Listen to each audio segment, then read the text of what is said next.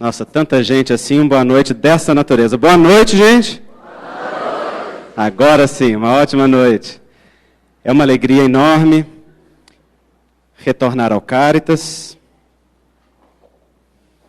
e partilhar com vocês mais uma noite, mais um tema. Hoje, em especial, o Amor a Dois. Esse é o tema deste livro, que foi o último livro que eu lancei agora recentemente, em fevereiro. E esse livro fala da relação a dois dentro da perspectiva sistêmica e dentro da perspectiva espírita. As duas de uma forma complementares. A perspectiva espírita, ela nos permite olhar para o ser humano dentro da ótica da imortalidade da alma. E a perspectiva sistêmica nos permite enraizar na encarnação. Nos permite olhar para o nosso sistema atual e para tudo o que o pertence. E à medida que nós fazemos isso, nós ganhamos força e ganhamos conexão com a nossa encarnação atual. Mesmo sabendo que nós somos espíritos imortais, o fato de estar reencarnado em um sistema que é uma família, isso tem um sentido muito próprio e muito especial para cada um de nós. Então, esse enraizamento, ele é extremamente importante. É fato, só se desenvolve quem se envolve. Não há desenvolvimento sem envolvimento. Não há crescimento sem relação. Muitas pessoas têm medo de relacionamentos como se pudesse se preparar para um relacionamento sem vivê-lo. Não é possível estar pronto para relacionar-se senão se colocando na difícil tarefa que é a arte de se relacionar. Nós só aprendemos a nos entregar a uma relação e a fluir dentro de um convívio a dois, de qualquer natureza, mas muito particularmente esse que nós estamos falando hoje, que é o de casal, quando nós permitimos que nós experimentemos a partir do primeiro passo. Quando nós nos defendemos do processo relacional, nós não permitimos que a gente aprenda a se reconhecer e a reconhecer o outro. Porque então, na autodefesa, nós apenas permanecemos presos nos nossos referenciais, na nossa própria experiência, sem nos desidentificarmos com o outro. E sem também termos a oportunidade de vermos a nós mesmos na relação que o outro permite que nós estabeleçamos quando estabelece um limite para nós e um começo para si mesmo. Então, desenvolvimento, ele vem naturalmente e necessariamente de envolvimento. E isto é algo tão especial porque é isto que dá para muitos o sentido e o significado da vida. É o afeto e a capacidade de se relacionar, de se ser tocado e de tocar o outro com algo especial. Isso é o que nos move, é o que alimenta o nosso coração. Nós começamos a vida com uma relação. Nós começamos amando profundamente a nossa mamãe. A amamos no ventre. A amamos nutrindo-nos do seu sangue, nutrindo-nos do seu nutriente.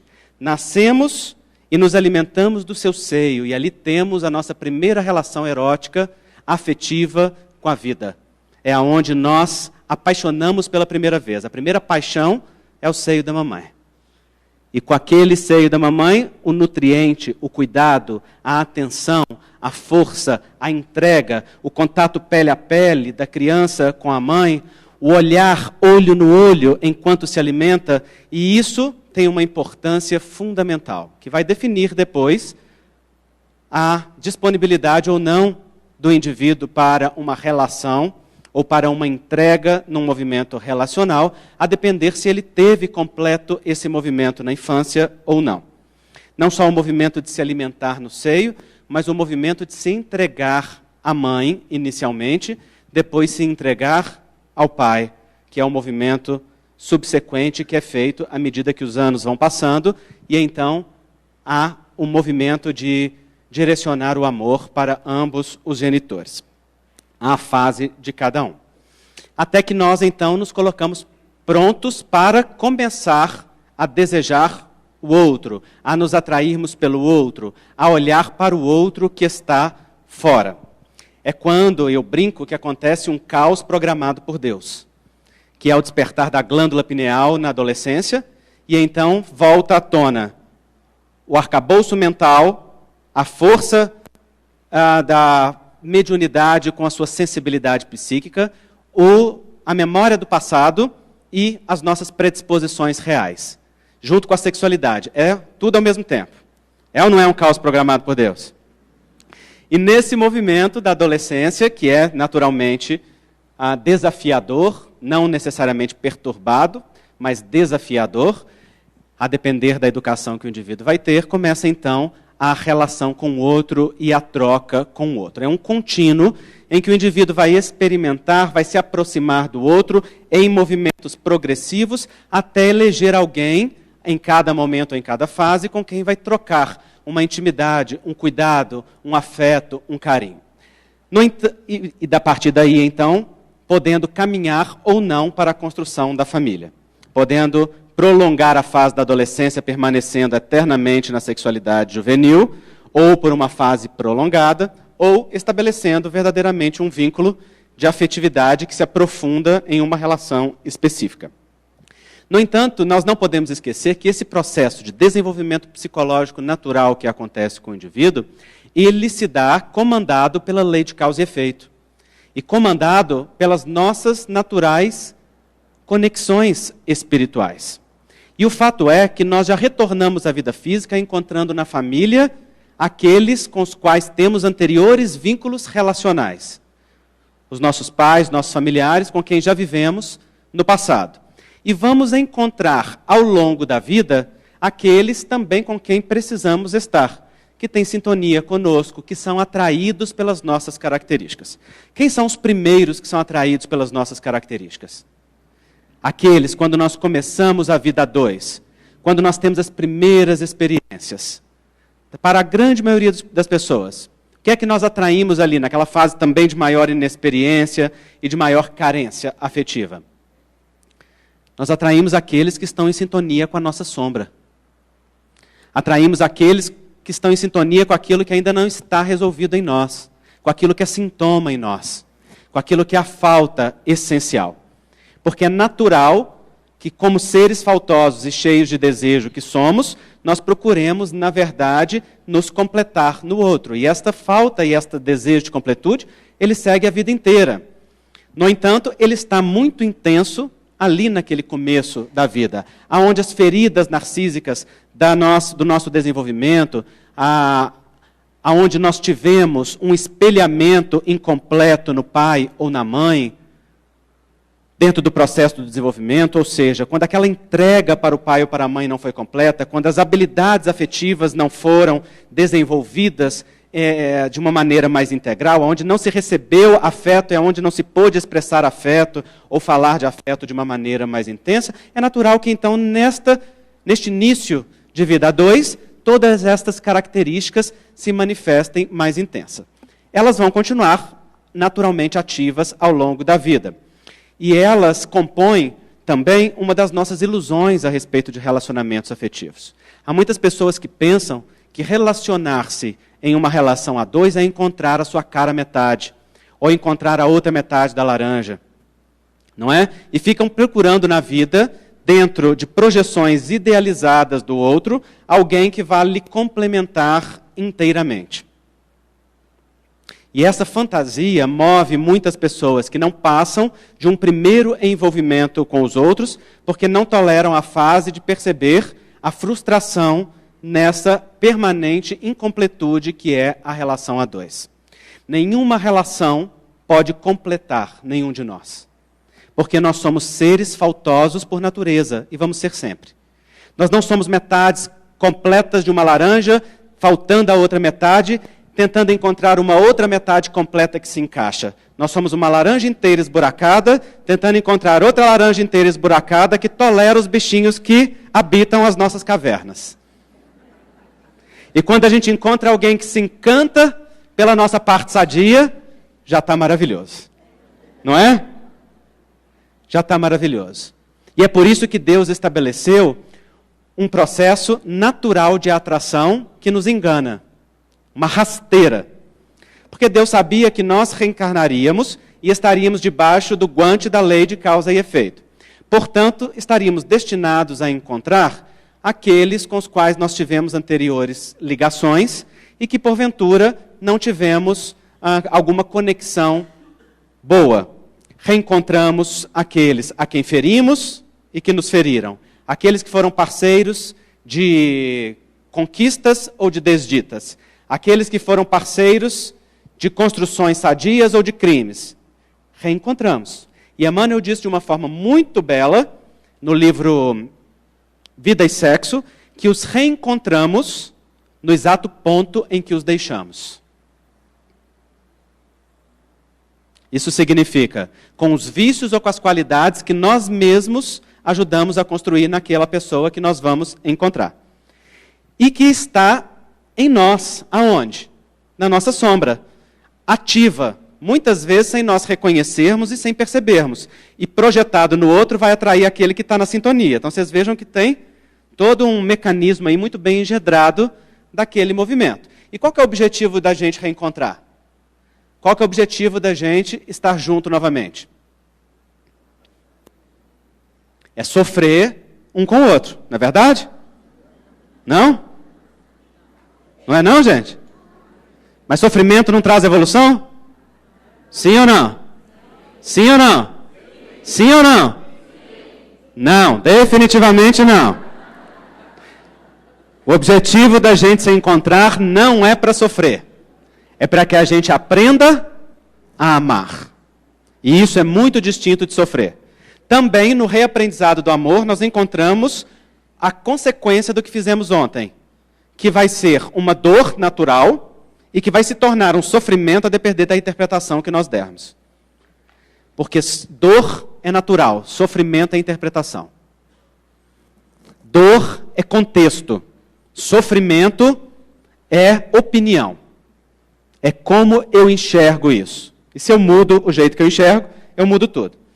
Então, nós reencontramos aqueles com quem temos anteriores ligações, que às vezes, muitas vezes ferimos, para quê? Para reaprender a amar, para reconquistar o amor. E Deus, sabendo que nós encontraríamos nessas condições, já preparou o terreno do golpe.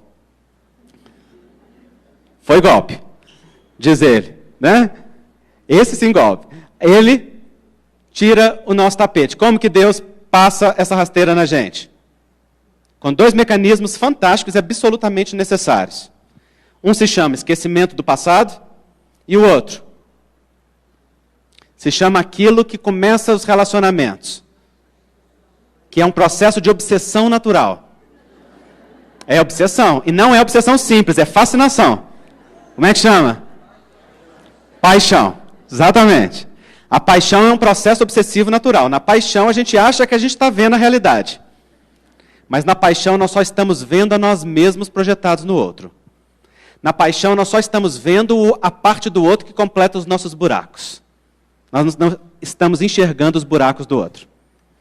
Nós não vemos a beleza e a feiura. Porque na paixão o mecanismo projetivo natural nos leva a enxergar aquilo que nós desejamos.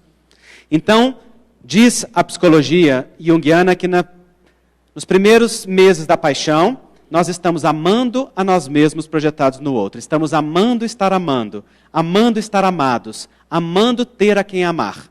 Estamos amando não estar só. Ainda não vemos o outro. Ainda não enxergamos a pessoa que está conosco. Enxergamos somente a nossa não solidão. Enxergamos somente o nosso desejo parcialmente realizado. E por aí vai. Mas, por que Deus foi sábio em estabelecer esse processo obsessivo? Porque se não fosse assim, você encararia aquele que você batesse o olho e lembrasse já, ou percebesse já de cara as suas dificuldades? Não. Se não tivesse o esquecimento do passado junto, você encararia aquela pessoa que você lembra que te feriu ontem? Que te matou ontem? Que você matou? Não. Então Deus preparou o terreno de uma forma muito sábia. Preparou o esquecimento, preparou a predisposição, que é a conexão através do desejo, preparou a paixão como um processo obsessivo natural. Mas, perfeito como é, Ele também preparou o melhor processo desobsessivo que existe na face da Terra. Como é que chama? Casamento. Casamento equivale a 100 reuniões mediúnicas juntas. Não tem processo obsessivo que resista a casamento. Por quê? Porque você começa a conviver, e aí por casamento eu estou chamando de toda união estável e compromissada entre os seres. Então, você começa a conviver, começa a partilhar intimidade, e o que acontece? Você vê que o pavão é lindo, mas o pé é horroroso. Você vê que a bruxa vira princesa, mas dependendo do estímulo, a princesa também volta a ser bruxa. Não é assim? E a gente aprende a ver a beleza e a feiura do outro. E então, pasmem vocês, é aí que o amor pode acontecer. Porque o amor só se constrói em realidade. O amor não se baseia em idealização. Só é possível amar o real, não o idealizado. O idealizado é só a projeção do nosso desejo. O real é humano. E o humano é imperfeito. O humano é luz e sombra. O humano é beleza e feiura. O humano é conquista e vazios. O humano é sonhos e desejos. O humano é gente comum, como qualquer outro. E só é possível amar o humano e o imperfeito, o real do outro, quando a gente também lida com o humano, com o imperfeito e com o real de nós mesmos. Quando nós temos uma relação honesta conosco que aprende a auto-amar-se, a ponto de poder também amar em nós aquilo que ainda não está completo no nosso coração. Então nós também podemos nos mostrar. Então nós também podemos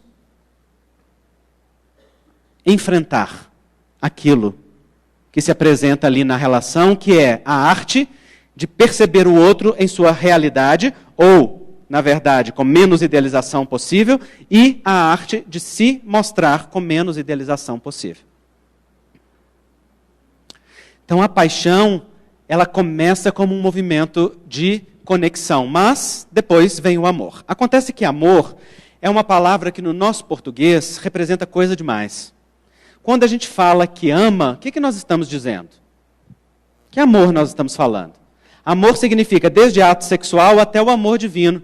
De qual amor você está falando quando diz eu te amo? Então, às vezes, os sentidos são empobrecidos pela linguagem. Os gregos têm várias palavras para falar de amor. Uma delas é porneia, que daí deriva depois o termo pornô. Porneia é o amor de consumo. É o amor que só olha para as próprias necessidades. É o amor que quer satisfazer-se. O amor porneia não vê o outro é objeto. E nesse amor objeto, o outro está permanentemente a serviço daquele que precisa de algo. Portanto, no amor porneia, nós consumimos o outro a serviço dos nossos próprios interesses. Nós vivemos muito o amor porneia. Por exemplo, nós dizemos que amamos os animais, não dizemos? E o que nós fazemos com eles? Comemos. Então, eu te amo, mas eu te mato. Eu te amo, mas eu te consumo. Esse é o amor porneia. Olha, eu gosto dos animais, mas eu não gosto a ponto de renunciar a ele na minha mesa. Então, meu interesse, a minha necessidade é maior do que o interesse ou a necessidade do outro. Eu nem sequer olho para o outro. Isso na relação a dois se traduz como uma possessividade, como um movimento em que nós colocamos o outro permanentemente a nosso serviço. E então consumimos a relação para que sempre esteja atendido aquilo que nós queremos dentro da relação. Não importa a opinião do outro, porque é a minha que tem que prevalecer. Não importa o gosto ou desejo do outro, porque é o meu que tem que valer. Não importa o que o outro pensa ou deixa de pensar, porque sou eu que tenho que guiar. Isso mascarado das mais variadas formas. Então, o amor porneia é aquele que só olha para o próprio umbigo. É interessante perceber que isso também é amor. Mas é amor por quem? Por si mesmo. Num amor por si mesmo exclusivista, que se ficar restrito a ele, se transforma em possessividade, em movimento de consumo. Mas existe um outro amor que os gregos descrevem, que é o amor eros. E o amor eros é um amor do desejo, de onde deriva a palavra erótica. É o amor da atração, é o amor da conexão, que é baseada no desejo, mas que já começa a enxergar o outro.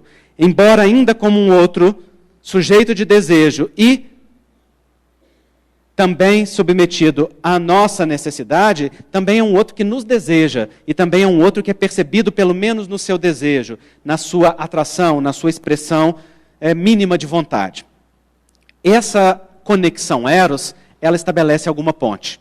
Ela estabelece um início e uma ponte de contato. Quando o amor fica restrito a porneia e eros, então a conexão se dá somente num nível em que o desejo físico ou um outro desejo governa aquela relação. Ela não transcende para um outro nível de amor e outras qualidades de troca. Fica restrito a uma troca sexualizada, a uma troca erotizada, a uma troca em que o outro é objeto, em que você é objeto do outro. Para a nossa sociedade moderna, é importante nós pensarmos isso, porque com o advento da internet, das comunicações digitais e da rapidez das mídias sociais, as formas de construção da autoestima têm mudado ao longo do tempo. Então, hoje, a autoestima da geração atual, ela se constrói em cima de uma imagem que é a imagem que a mídia e que as redes sociais pode ofertar. Ela tem um impacto hoje muito grande, para muitos maior do que o da relação real.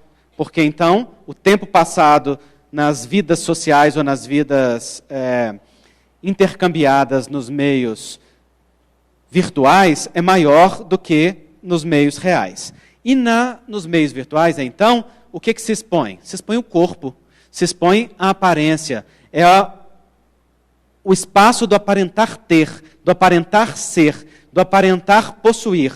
E se eu convenço o outro, então, de que eu tenho, porque aparento ter, então eu sou valorizado. Valorizado como? Pelo número de likes que tem no Instagram, pelo número de curtidas que tem no Facebook, pelo número de compartilhamentos que o meu post tem, a ponto de gerar uma crise de autoestima se a pessoa não tem curtidas, ou se não tem likes, ou se não tem comentários naquilo que expõe na rede social. Por quê? Porque a força desse desejo, desta imagem e dessa expressão limitada nessa manifestação, se torna uma manifestação exclusiva.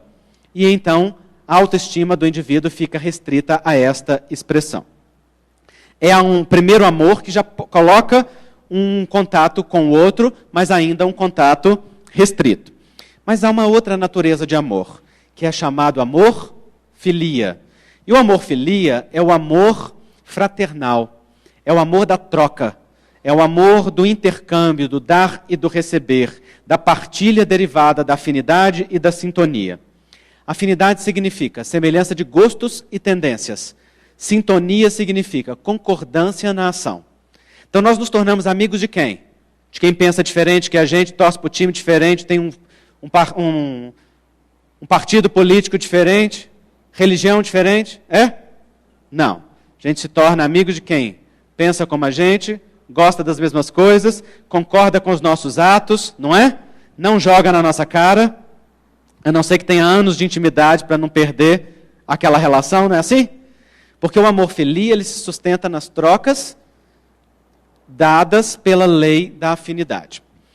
Isso é amor também, e é um amor de uma natureza ampliada, porque nesse amor há o desejo de satisfação do outro em um outro nível que sai do universo erótico. Dialoga com o universo erótico, mas não necessariamente depende dele. De uma amizade pode surgir erotismo, de um erotismo pode nascer uma relação de amizade, mas não depende um do outro. O amor filia, então, enxerga o outro, quer estabelecer ponte, conexão, quer ofertar aquilo que tem para dar, mas quer também receber, quer também poder alimentar-se daquilo que enche o coração. E nisso nós temos as mais variadas relações, não só relações de troca dentro da relação de casal, mas também as relações de amizade e muitas outras que transcendem essa troca erótica. Mas existe ainda uma outra natureza de amor, que é o amor ágape. E o amor ágape é o amor doação, é o amor entrega completa, é o amor que não precisa ter o retorno do amor filia. Ele se rejubila, ele se alegra, ele se regozija em ofertar. Dá porque tem para dar. Se alegra porque pode ofertar. E não precisa nem que o outro retorne, nem que haja gratidão, que é o reconhecimento. Isso é necessário no amor filia. No amor ágape, é um amor doação, que é o amor divino, claro, como fica fácil de nós entendermos, mas nós também experimentamos o amor ágape. Quem experimenta o amor ágape de maneira mais intensa e forçosa? Por que só a mãe? O pai não? Interessante isso, né? Todo mundo responde só mãe. Por quê? Porque, claro, a mãe carrega no ventre e você vê isso de uma necessidade. Também porque a gente vive numa sociedade patriarcal em que nós estamos acostumados a ver o abandono masculino. Então, só aflora na nossa imagem a mulher. Mas o pai, quando consciente das suas responsabilidades e quando ocupando seu lugar, também o vive. Ou seja, os pais, naquele movimento que acolhe o filho e que oferta para o filho aquilo que tem para dar. Então, vocês vejam que tem várias nuances de amor. Qual amor que você ama quando você diz que eu amo o outro? Você está dizendo para o outro, eu te porneio, eu te eros, eu te filio, ou eu te ágape? Ou você está dizendo, eu te filio com toque de eros? Ou eu te eros com toque de filia? Ou está dizendo para o outro só eu te ágape? Há pessoas que acham que a expressão do amor deve ser doação constante, que não conseguem estabelecer limites, nem para resguardar o autocuidado, nem para resguardar o espaço da individualidade. Há famílias em que o outro é ensinado a ter afeto e a ter amor numa doação contínua, em que não pode dizer não, em que não pode frustrar o outro, em que tem que estar servidor o tempo todo. E essas pessoas interpretam isso como amor ágape, como aquele amor que deve o tempo todo ofertar. Não colocam limites nas relações, não reservam tempo para si mesmo, não diz para o outro não, porque isso pode colocar em risco aquele afeto recebido, ou aquela proposta, muitas vezes, de afeto, mesmo que seja um afeto falso ou um afeto comprado. E aí fica restrito apenas nessa expressão. Há pessoas que acham que o amor tem que ser só uma troca, só um sustentar ali do lado, só um estar junto como parceiros, e deixam perder o amor eros. E muitas vezes também não vão para o amor ágape, que é onde está também a renúncia, o sacrifício, aqueles movimentos de paciência em que você aguarda que o outro esteja pronto para dar, pronto para trocar, pronto para ofertar. Mas se a gente fica só no filia, então o eros se perde. É muito comum, por exemplo, nos meios espiritualistas. Quando uma pessoa pensa que espiritualidade, por exemplo, é um caminho de assexualidade. Quando pensa que para se tornar espírita ou espiritualista e ter um caminho de crescimento, precisa renunciar a uma vida sexual e afetiva.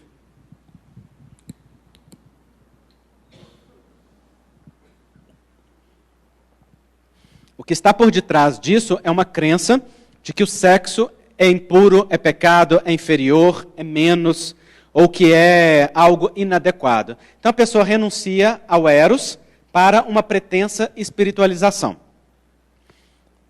que acontece dentro da relação? Ela se perde, porque então reduz as trocas do casal apenas a um amor filia, quando o outro não está disposto a renunciar ao seu eros.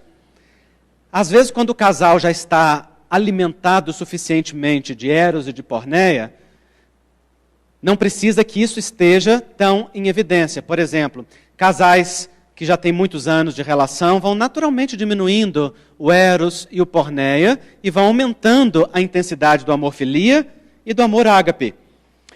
O que não significa que termina de haver uma relação sexual entre eles, mas vai diminuindo a frequência ou a importância de haver aquela relação, a intensidade delas ao longo do tempo. E também pode haver uma época da vida em que ambos chegam a uma conclusão que o quê? Que aquilo não é uma expressão naquele momento mais necessária entre eles ou para eles, e eles estão numa troca de integração, de harmonia, que isso é bom. Quando isso acontece de forma natural, harmoniosa no casal, nenhum problema. O que é raro, né? Porque, em geral, o que acontece é que uma determinada época da vida, o homem entra no consultório e fala assim, doutor, pelo amor de Deus, me dá aquela pílulazinha que me ajuda. Aí depois entra a esposa logo atrás e fala, doutor, pelo amor de Deus, não dá não. Já está difícil aguentar desse jeito. Se der, vai ser pior ainda. Por quê? Porque para o homem, muitas vezes, tem um estigma de que se perder a potência sexual, de se deixar de ter prática sexual e se restringir a outras naturezas de amor, então vai perder a sua masculinidade. Essas são crenças familiares, são crenças sociais que levam os homens a, muitas vezes, se obrigar a frequências sexuais mais aumentadas ou mais longas do que o necessário, apenas para atender aquele estereótipo social ou aquela crença de macheza que incorporou dentro do seu imaginário, dentro de si, não é? Bom, mas quando uma pessoa, então, renuncia ao eros para se espiritualizar, entre aspas, e o outro não está nesse mesmo movimento, cria uma cisão dentro do relacionamento de casal, não é? Ah, hoje não posso, não, amor, porque hoje tem dia de dar passe, hoje é dia de mediúnica, não, hoje é dia de campanha do quilo, não, hoje é dia de reunião disso. O que o homem ou a mulher fazem? Toma birra daquele centro espírita, pelo amor de Deus, não é? Então, às vezes a expressão fica muito no filia sem eros. Mas às vezes a expressão está num eros avantajado que não caminha para o filia, não deixa que as trocas se tornem mais fraternais, em que haja mais comunhão, mais entrega, sobretudo naqueles que não aprenderam a conectar-se com seus sentimentos, a falar deles, a ouvir o sentimento do outro, e então permanecem numa fase projecional do desejo, em que não há uma escuta verdadeira, nenhuma demonstração real de si mesmo. É um caminho fácil para mágoas frequentes, para brigas, para desentendimentos. É um caminho frequente para poder buscar fora do relacionamento mais expressão de desejo, mais prazer, porque então o eros toma uma conotação tão grande e tão importante que a pessoa pensa que a realização da vida dela vai ser ela satisfazer aquele desejo. Quando às vezes o que ela precisa é dar um passo na direção do filia, aumentar as trocas afetivas para permitir que eros dê uma equilibrada ali naquela relação e aquele fogo possa abaixar. Ah, Andrei, mas eu estou dentro de um relacionamento de casal e sinto muita atração por pessoas fora do casamento. O que eu tenho? Ora, você tem humanidade. Todo ser humano casado sente isso. Alguns em maior intensidade, outros em menor. Alguns percebem com facilidade, outros menos. É ou não é? Sente ou não sente, gente? Sim ou não? Sim ou não? Sim ou não?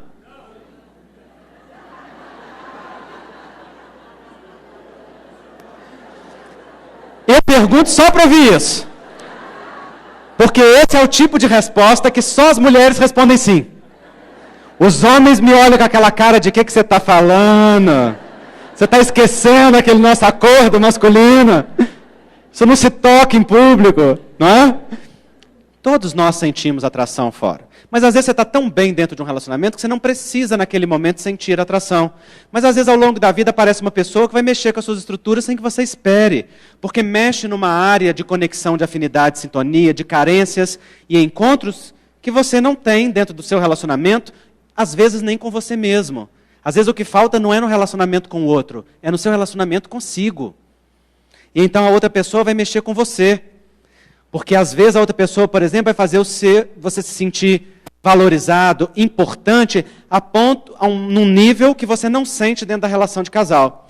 Mas às vezes não falta valorização dentro da relação de casal. Mas é que a necessidade interna de valorização é tão elevada para graduar a autoestima num nível satisfatório, que fica buscando isso no outro.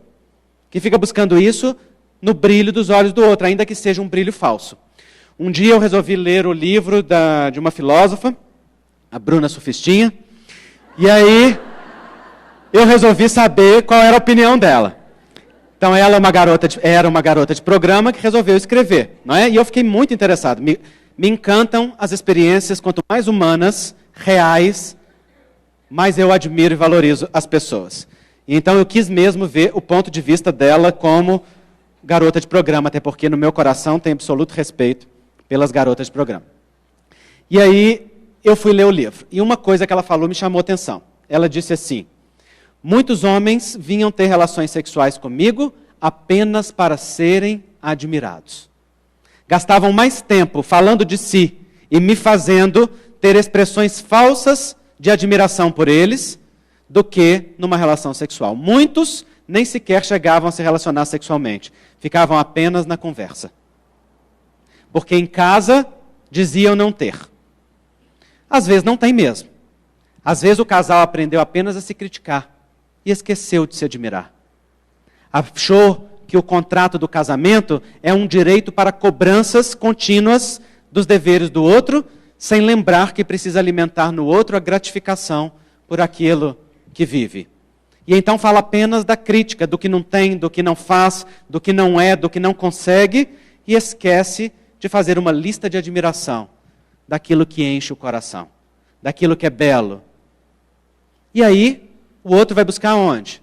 Vai buscar fora, ou vai se ensimesmar, entrar para dentro de si a tal ponto que não vai viver aquele relacionamento e aquela entrega. Ou às vezes tem, mas tem num nível que a demanda interna é tão grande que o outro precisa que se busque fora. Se nós deixamos então que o eros predomine, então essa busca vai ser uma busca infinita e cada vez mais insatisfatória.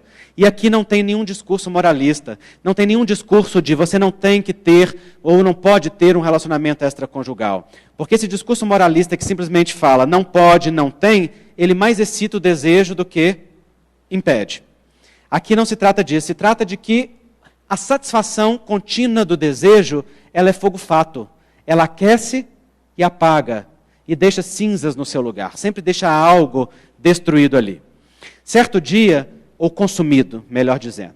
Certo dia, o Espírito Dias da Cruz me disse assim: meu filho, o desejo é como o horizonte. Então, logo nós nos aproximamos dele, outro se forma mais longínquo. Porque o objetivo do desejo é ser desejo e nunca ser alcançado. Cada vez que o homem satisfaça um desejo, abre espaço na alma para um desejo ainda maior. Então, se Eros está muito ativo, se você pensa que vai ter paz e alegria e satisfação pelo número de mulheres ou de homens com quem se relacionar, colecionando consumos de pessoas num amor porneia e num amor eros, a alma vai ficar cada vez mais vazia, mais insatisfeita, porque não tem para dar aquela substância que nutre, porque sem filia e sem ágape nenhum coração se realiza. Nós nos realizamos na troca, nós nos realizamos na comunhão, na partilha, que também inclui eros e porneia, mas que essencialmente é filia. O nível evolutivo que nós estamos, nosso grande desafio é filia pleno, com toques de ágape. Tem gente que acha que precisa ir para o ágape e ficar. Não, quando a gente vai para o ágape está no lucro. Se ficar bem no filia já está maravilhoso. Por quê? Porque filia requer de nós uma habilidade especial na relação a dois, que se chama respeito. Não troca com o outro como igual quem não respeita o outro. O respeito é um movimento essencial da troca filia. Em eros, muitas vezes não tem respeito. Em porneia, não tem respeito. Em porneia, eu não me preocupo com o que eu vou fazer com o outro. Eu vou e consumo o outro. Então, no momento que a pessoa vai lá e tem uma relação com a garota ou o garoto de programa, está preocupado com o que está acontecendo na vida daquela pessoa ou qual o efeito que aquilo tem? Não. Está consumindo um objeto, o outro está objetificado. E, claro, o outro também está se colocando como objetificado. É o que faz a pessoa, por exemplo, quando ela aceita o papel de amante na vida do outro. Esses dias uma pessoa me escreveu e falou assim: Andrei, sabe aquela relação que eu falei com você na consulta, que eu comecei, que eu estou super feliz? Pois é, esqueci de te contar um negócio. Ele tem uma namorada, ele está num relacionamento. E deixou isso claro para mim. Você podia me falar algo que pacifique meu coração? Ou uma mensagem espírita que me acalme? Esse foi o pedido. Minha resposta foi simples, falei: claro. Pergunte a si mesma se uma filha da sua mãe merece ser uma amante e ocupar um lugar onde não pode ter uma dignidade e um amor inteiros. Se você achar que sim, talvez você precise olhar com mais respeito para você, antes de pensar em respeitar o outro e a relação do outro.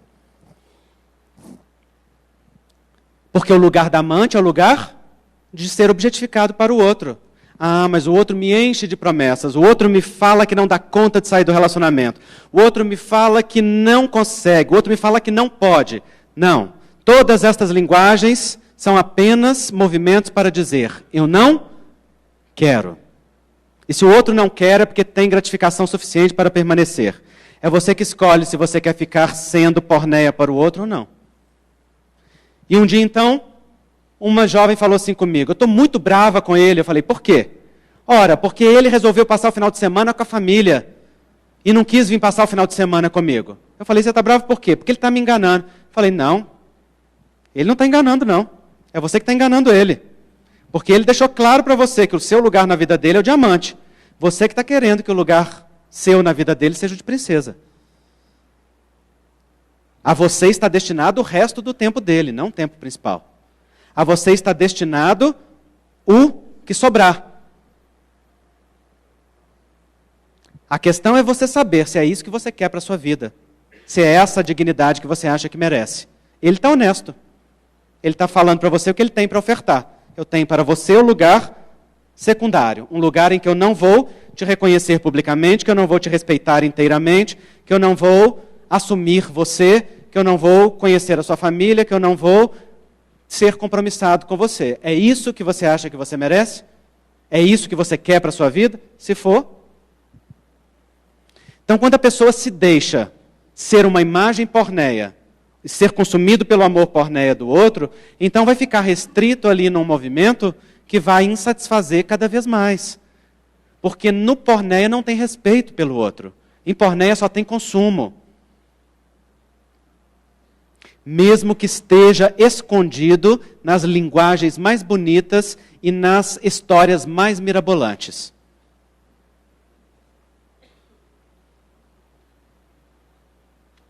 No amor porneia, a gente engana o outro conscientemente. No amor porneia, a gente cria histórias para que o outro caia. Nós mentimos para o outro. No amor porneia, a gente mexe no celular. A gente entra no e-mail. No amor porneia, a gente fuça o bolso da calça. A gente cheira a camisa. É aquele movimento que está o tempo todo vigiando o outro para ver se o outro está no movimento do meu consumo, da minha necessidade. Como se a segurança fosse o outro estar disponível para aquilo que eu quero. A segurança numa relação de casal não se sustenta nisso. Não se baseia nisso. Segurança é confiança em uma entrega suficiente para que nós partilhemos juntos uma solidão a dois. Ou melhor, o encontro de duas solidões em um relacionamento. Porque ao relacionar-se, você continua sendo indivíduo e continua com uma solidão fundamental que é sua. O outro continua indivíduo e continua numa solidão fundamental que é dele ou que é dela. Ninguém pode completar o outro. Se você não tolera a sua solidão, se não tolera lidar com a sua frustração, em vão você vai querer que o outro complete esse lugar. O outro não tem isso para dar. Então, numa relação de casal, 1 mais 1 é igual a quanto?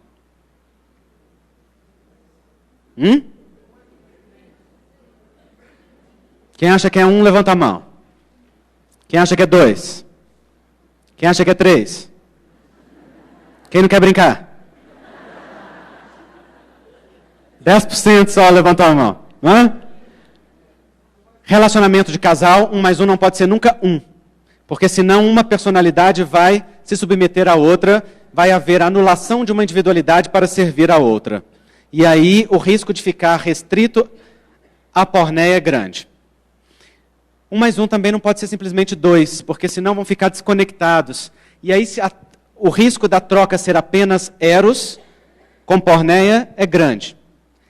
Relacionamento de casal tem que ser 1 mais 1, no mínimo 3. Uma individualidade, outra individualidade e uma interseção. Que vai ser maior ou menor de acordo com a proximidade do casal e com a afinidade. Mas nunca a ponto de sufocar.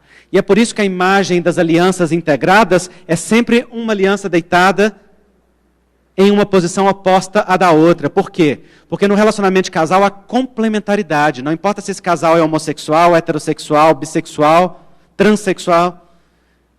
há complementaridade entre as diversas expressões de orientação sexual, de gênero, de identidade, de temperamento, mas esta complementaridade não chega nunca a sobrepor o outro e a abafar o lugar do outro. Por isso, um casal que floresce no amor filia e no amor ágape estimula o outro a se desenvolver. Não estimula o outro para desenvolver-se, para ser consumido naquilo que quer. Porque se eu estimulo o outro apenas para que o outro seja a imagem que eu quero dele ou dela, então, na verdade, eu não estou estimulando a individualidade da outra pessoa. Estou estimulando o desenvolvimento do objeto que eu consumo. Se eu quero que a mulher ou o homem tenha o corpo que eu acho que deve ter, para que eu mostre para a sociedade que eu tenho uma mulher ou um homem bonitos com aquele corpo idealizado, eu estou preocupado com a outra pessoa e com aquilo que ela vive? Não. Eu estou querendo o quê? Eu estou querendo que a outra pessoa se torne um objeto mais aperfeiçoado para o meu consumo.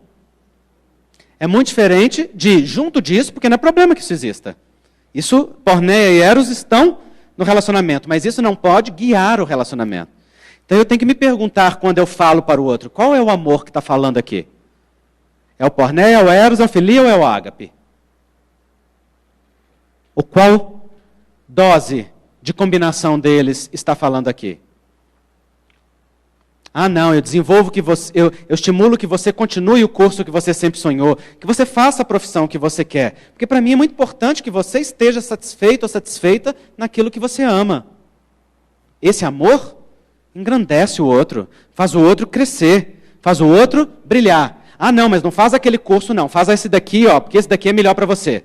Não, mas eu quero fazer medicina. Não, mas você tem cara de direito, olha, faz direito, porque você vai dar muito melhor em direito.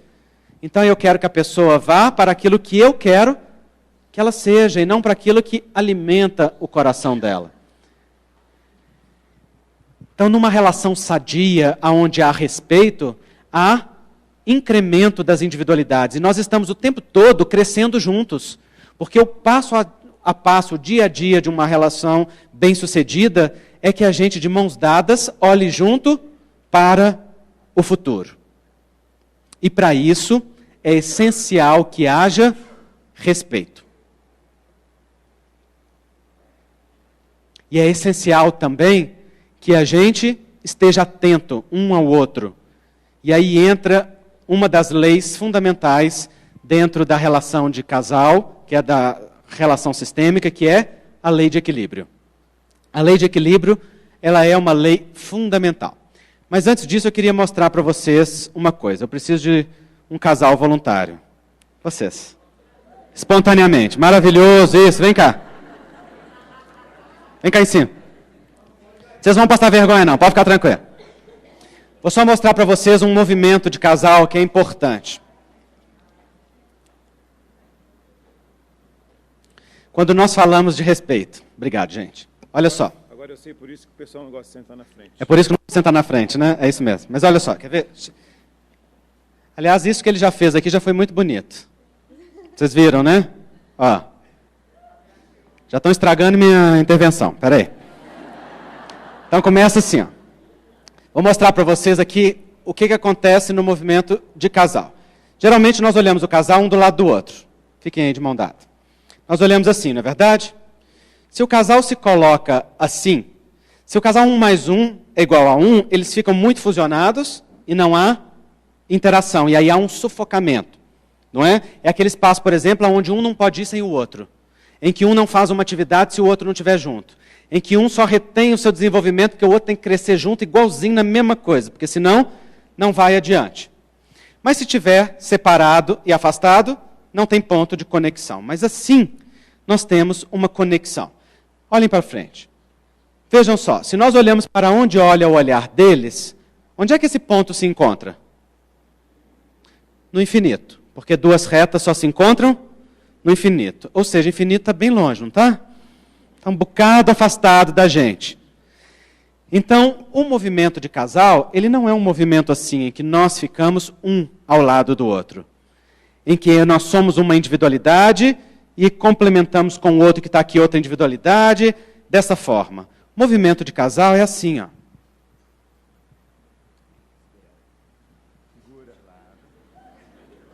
Assim, um pouquinho para frente.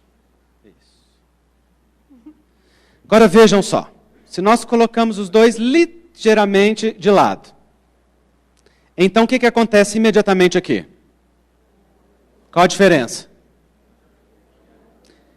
Primeiro, o que aconteceu entre eles? Eles se olharam. Então aqui, um pode ver o outro. Ela piscou para ele, ele pediu em casamento, porque vocês não viram aqui baixinho. Ele já refez os votos aqui. Quando nós estamos assim, então nós podemos ver o outro. E aqui então há uma troca, há uma comunhão. Nós não deixamos de olhar para a nossa direção individual, mas nós também vemos o outro e nos complementamos e integramos. Se os dois estão assim de lado e olham para frente, então onde é que esses pontos se encontram? Se encontra aqui, ó. Aqui ele já se encontra. O que está aqui? Aqui estão os filhos, aqui está a família, aqui estão projetos comuns, aqui estão movimentos feitos a dois, aqui está o crescimento partilhado, aqui estão sonhos intercambiados. Então aqui nós exercemos a arte o tempo todo da individualidade e da troca e de olhar juntos para um ponto comum. Por quê? Porque se o casal não faz isso, ele não sustenta-se no dia a dia. Se o casal no dia a dia está assim, olhando apenas para as suas individualidades, querendo o outro porque não quer ficar sozinho, querendo o outro porque precisa ter alguém, mas não estabelece com o outro pontos de contato sustentados no respeito à individualidade, então isso aqui se torna desgastante, isso daqui se torna pesado ao longo do tempo. Mas se eles se voltam ligeiramente um para o outro, podem se ver e se olhar, então aqui algo se une. E aquilo que une dá força. Então, se eu não tenho força para continuar, eu posso, por vezes, buscar aqui, naqueles que está junto. E, por vezes, buscar aqui. Ou ofertar aqui, dentro de uma relação de equilíbrio entre o dar, o receber e o tomar. Faz sentido isso para vocês? Muito obrigado.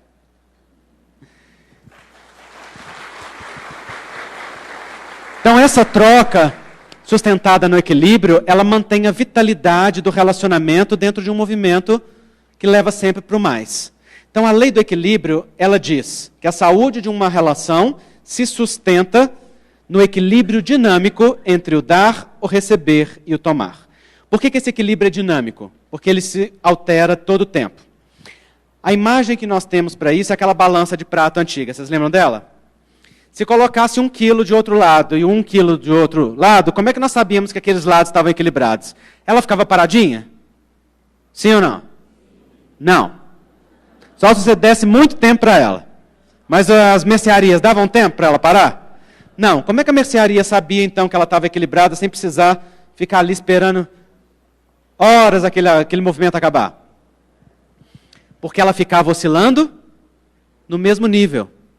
Se ela oscilasse para baixo ou oscilasse para cima, ainda tinha algum desequilíbrio que não permitia que o equilíbrio se desse de forma igual. Mas se ficasse oscilando no mesmo nível, o peso estava equilibrado.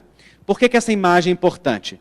Porque o equilíbrio da relação de casal é um movimento dinâmico de troca, em que nós damos, recebemos, tomamos e recebemos. É esse movimento. E esse símbolo é qual símbolo? Do infinito.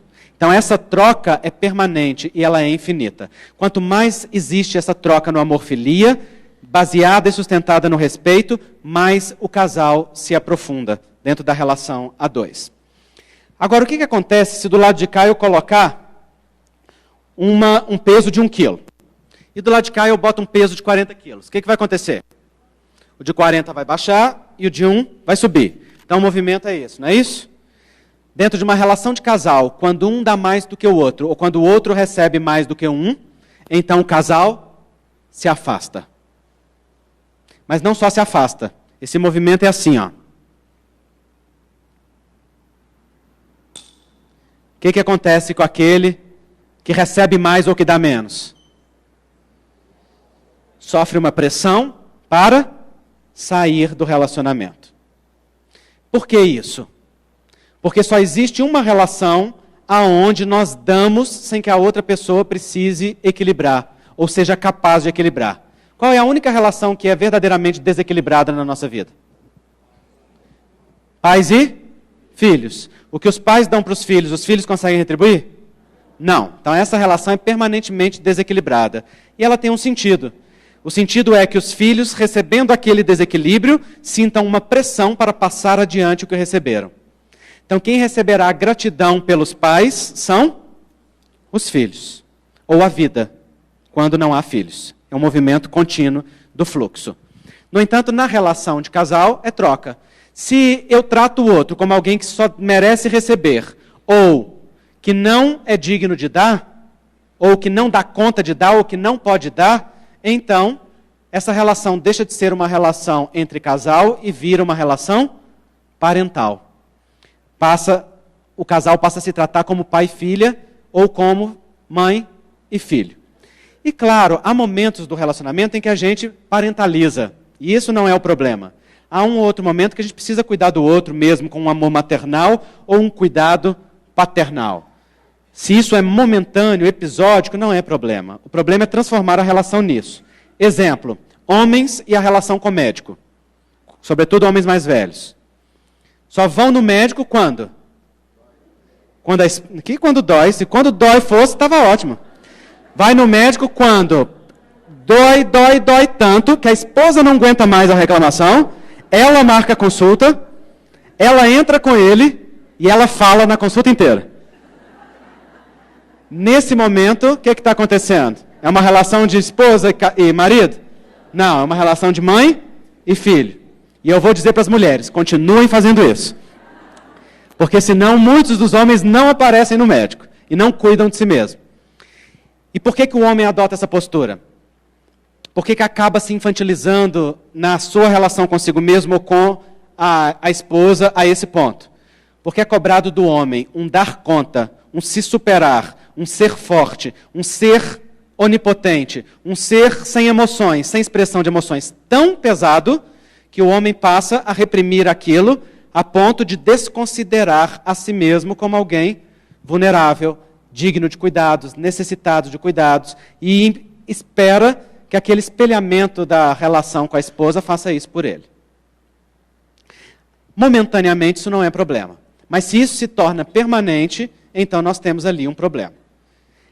Faz parte do respeito no equilíbrio da relação de casal, que a gente permita que o outro equilibre a relação. Não é respeito quando eu não permito que o outro dê.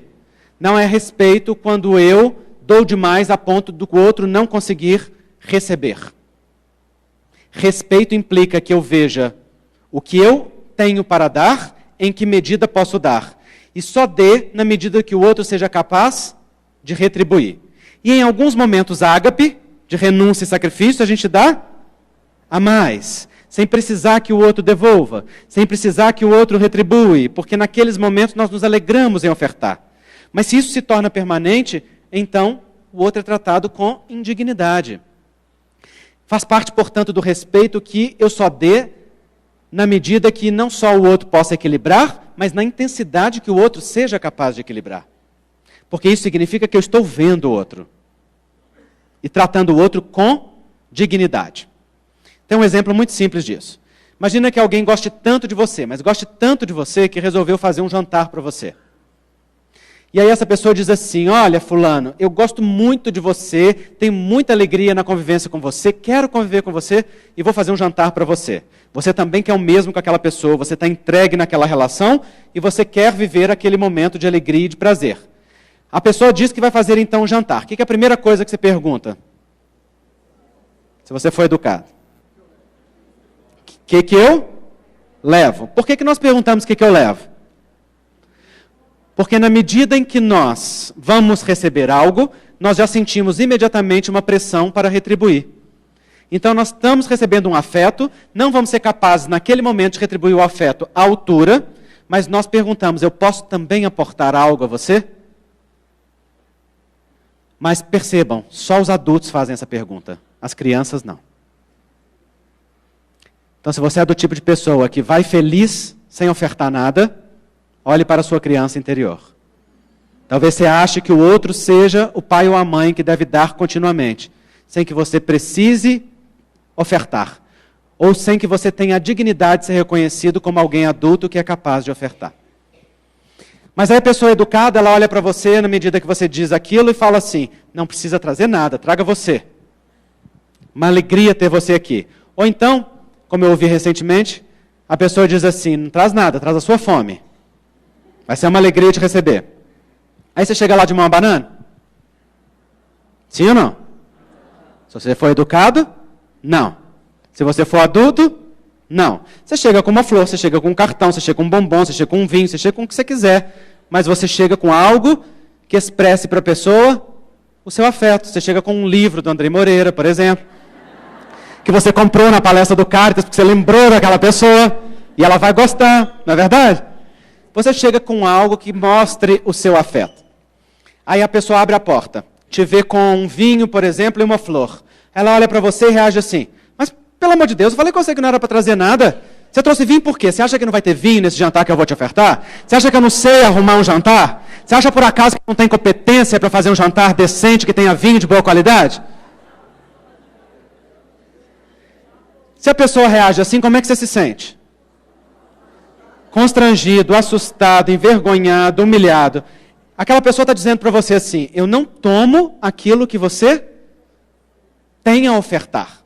Não basta que a gente dê e receba, é preciso tomar. Tomar significa, eu me disponho a receber o que o outro tem para dar. Não basta que o outro tenha para dar, eu preciso tomar. E eu posso tomar quando o outro dá, e eu posso tomar também quando o outro não dá. Porque então eu posso aprender a me conectar para receber, ou eu posso aprender a ajudar o outro a dar. Na relação de casal, nós fazemos todos esses movimentos. Então, se a pessoa, dentro de uma relação de casal, se recusa a deixar que a outra pessoa oferte, ou não toma o que a outra pessoa dá, trata a pessoa com indignidade, humilha a pessoa. Mas aí a pessoa te recebeu seu vinho, sua flor, seu bombom, o que for, entrou, feliz da vida. Aí você olha para a mesa, aí você de repente assusta, porque aquela pessoa gosta tanto de você, mas tanto de você, que ela resolveu fazer não o prato principal que você gosta, mas os 10 principais pratos que você gosta. Porque ela sabe que você gosta de lasanha, mas gosta também de tropeiro, gosta de cuscuz, gosta de uma salada. Não é? Aí você olha para aquela mesa, o que você sente? Você já sente um desespero. Já vai subindo um fogo assim, porque a primeira coisa que você pensa é, meu Deus, como que eu vou dar conta disso? Não é?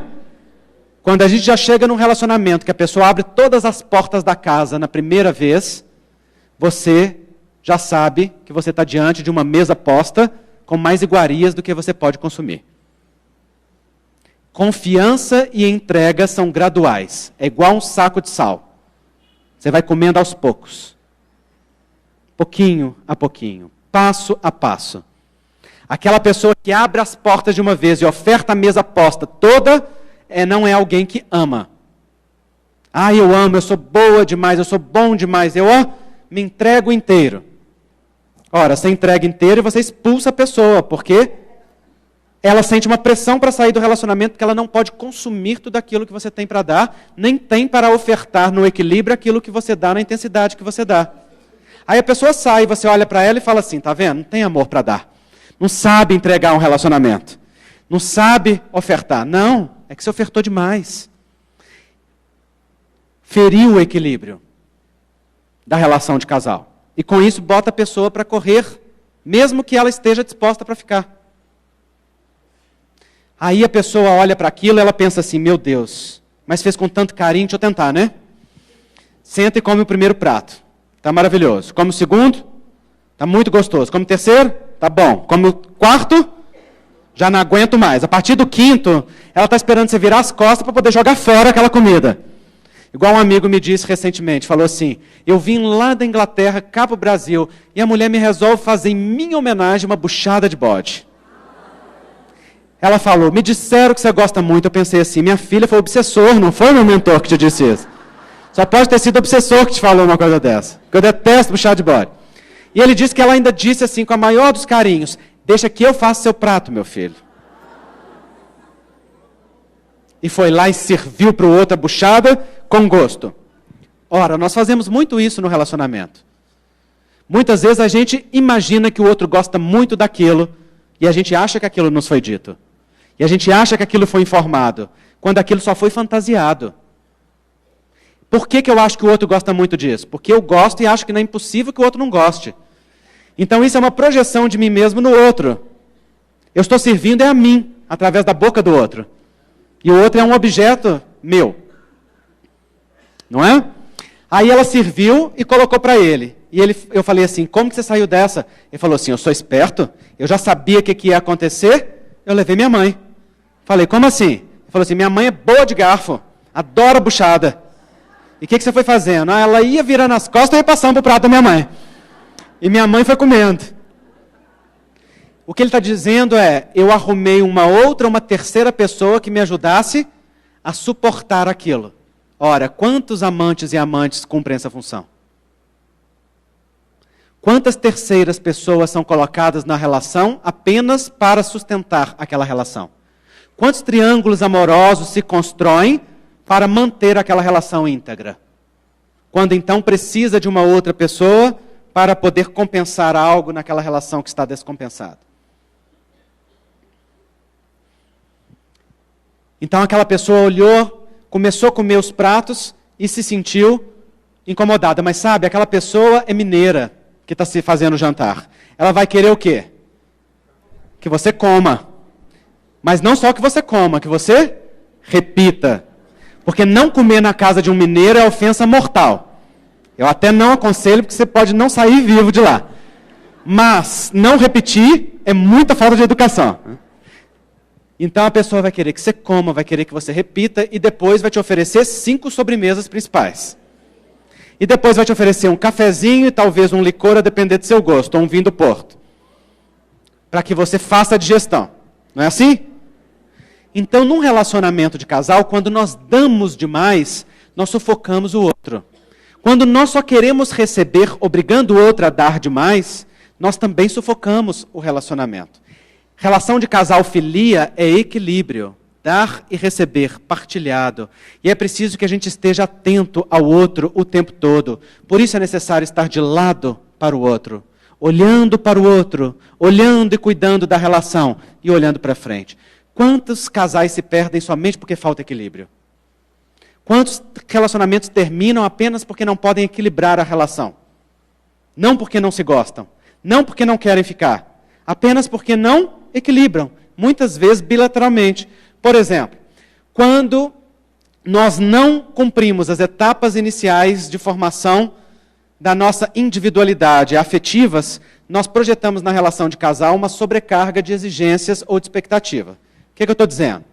Quando eu não tomo o amor dos pais, que é o primeiro amor essencial naquela entrega aos pais, eu vou muitas vezes exigir do casal um amor maior do que o casal pode dar. Porque, na verdade, o que o meu coração busca e quer é aquele amor materno que eu não tive, ou que tive, mas não aceitei do jeito que foi, e gostaria que fosse de uma forma idealizada.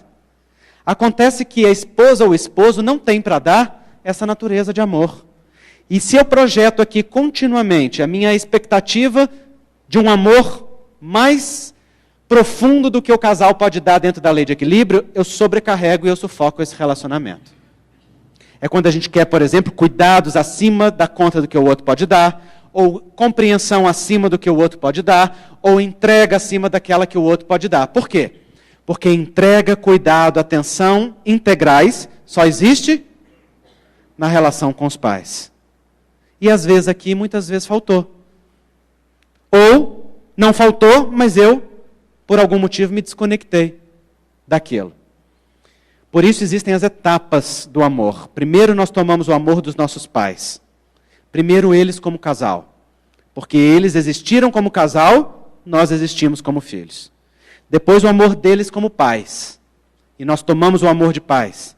Depois nós nos tornamos aptos aqui à troca na relação a dois. É o movimento das construções sistêmicas que nós fazemos dentro da nossa vida. E claro que esta relação de equilíbrio vai ser sempre um desafio. Por quê? Porque eu estou vindo desse sistema aqui, ó. A outra pessoa está vindo do sistema da outra pessoa. Não é? Quer ver? Vou fazer essa demonstração para vocês. Podem voltar aqui, por favor? Mas agora eu preciso de mais gente, quer ver? Vem cá vocês dois. Vocês podem vir, por favor? Vocês dois. Vocês podem vir também, vocês dois? Não precisa ser casal não. Só um homem e mulher que eu preciso. Aqui. Agora, então, eu preciso de 4. Agora mais 4 pessoas daqui. Pode vir, Soriano, por favor? Senhora também? E vem cá vocês dois, por favor. É só simbólico. Vou mostrar para vocês vivencialmente, porque às vezes fica mais fácil de entender. Vem cá. Não, vocês todos podem ficar do lado de cá. Aliás, não, é só 2. Obrigado. Preciso de vocês não. Calculei errado aqui. Daqui. Pode descer, obrigado. Pensei numa outra dinâmica. É aqui. Excluí. Agora eu excluí. O pertencimento vai entrar em ação. Então, o movimento... Podem ficar aqui pertinho. Aqui é cada um com seus pais. Fica aqui pertinho dela. Okay? Do lado dele. Isso. Então, esse é o movimento de casal. Aqui, cada um. O movimento primeiro é esse, ó. Assim começa um casal. Só há casal quando cada um é capaz inicialmente de olhar para o seu sistema e tomar o amor desse sistema da forma que ele tem para dar. Tomar o movimento completo aqui da feminilidade desse sistema, também da masculinidade, mas para ela um pouquinho mais importante a feminilidade do sistema. Aqui igualmente, tomar a força do seu sistema, a masculinidade e a feminilidade, mas igualmente para ele um pouco mais importante, a masculinidade da relação de casal. E assim é o primeiro movimento. Primeiro nós tomamos o amor. Tomamos como? Aceitando esse amor como ele tem para dar, como ele pôde ser, como ele é. Depois então, nós podemos olhar um para o outro. Mas ela veio desse sistema. E aqui nesse sistema, a mamãe faz de um jeito, o papai faz de outro, a vovó fazia de outro jeito, etc. No coração dela, ela está o tempo todo assim, ó. Porque o pertencimento faz com que a gente esteja o tempo todo pertencente ao nosso grupo de origem. Então nós estamos olhando o tempo todo para o jeito de fazer do nosso grupo, porque se nós mudamos o jeito de fazer, nós somos ameaçados de exclusão. Então, por pertencimento, nós permanecemos inicialmente fiéis a este movimento. Ele, igualmente, a mesma coisa, está olhando o tempo todo para aquilo ali. Mas aqui, nesse espaço, eles formaram um terceiro sistema, que é híbrido, que traz características deste sistema, traz características deste sistema.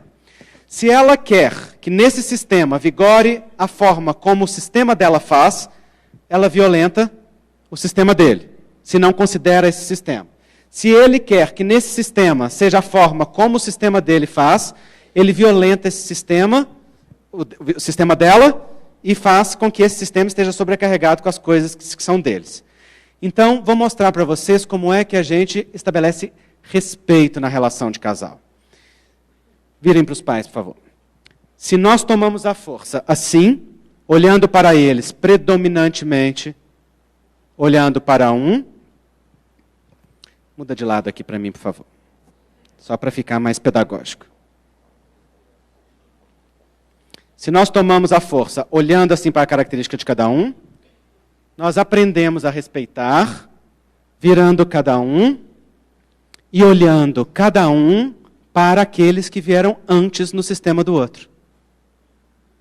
Isto significa que ela está dizendo aqui para ele: eu te amo e amo em você tudo aquilo que te compõe, que veio antes. E respeito tudo aquilo que te compõe.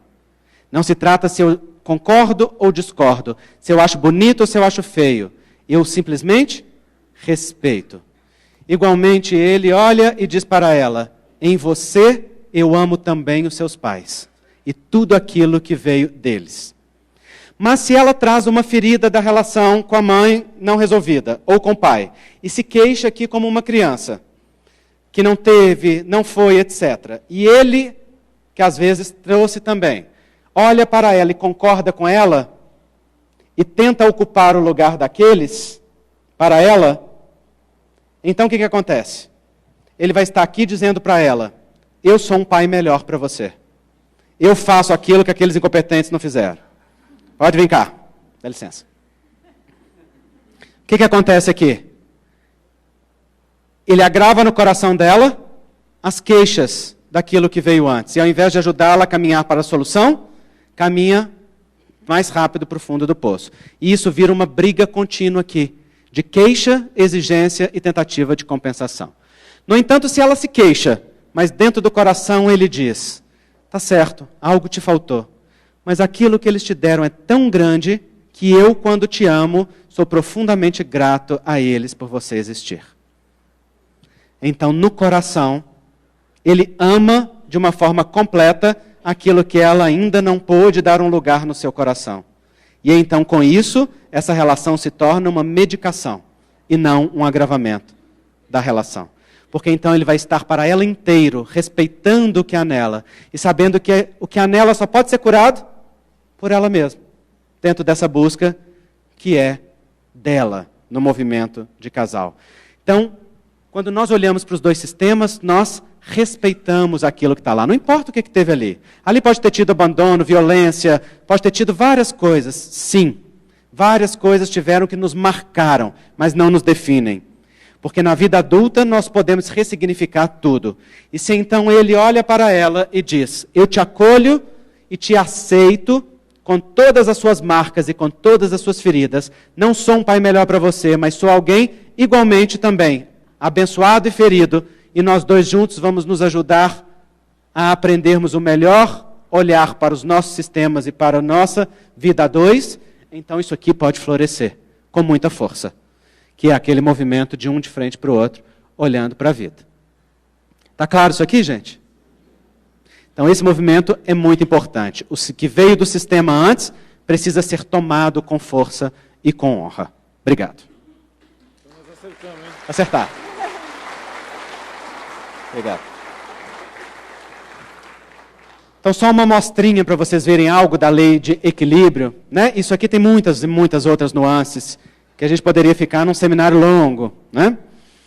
Porque esse tema é sempre inesgotável. O fato é que a consciência da imortalidade da alma, nos dando a perceber as várias expressões da energia sexual dentro da sexualidade humana, esse campo de uso da força criativa e criadora que é a energia sexual, ele nos permite uma compreensão muito dilatada da vida.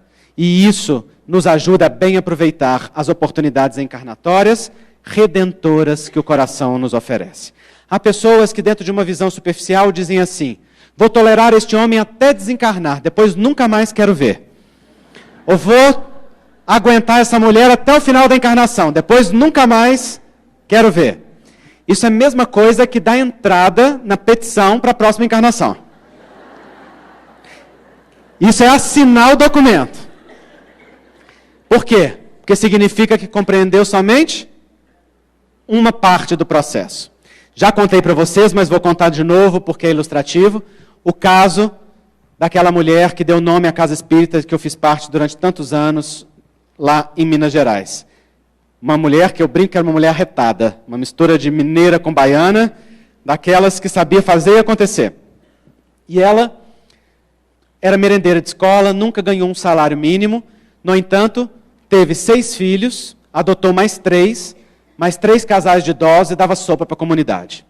Era daquelas mulheres que sabia fazer acontecer. E ela era casada com um homem que se chamava Seu Dema.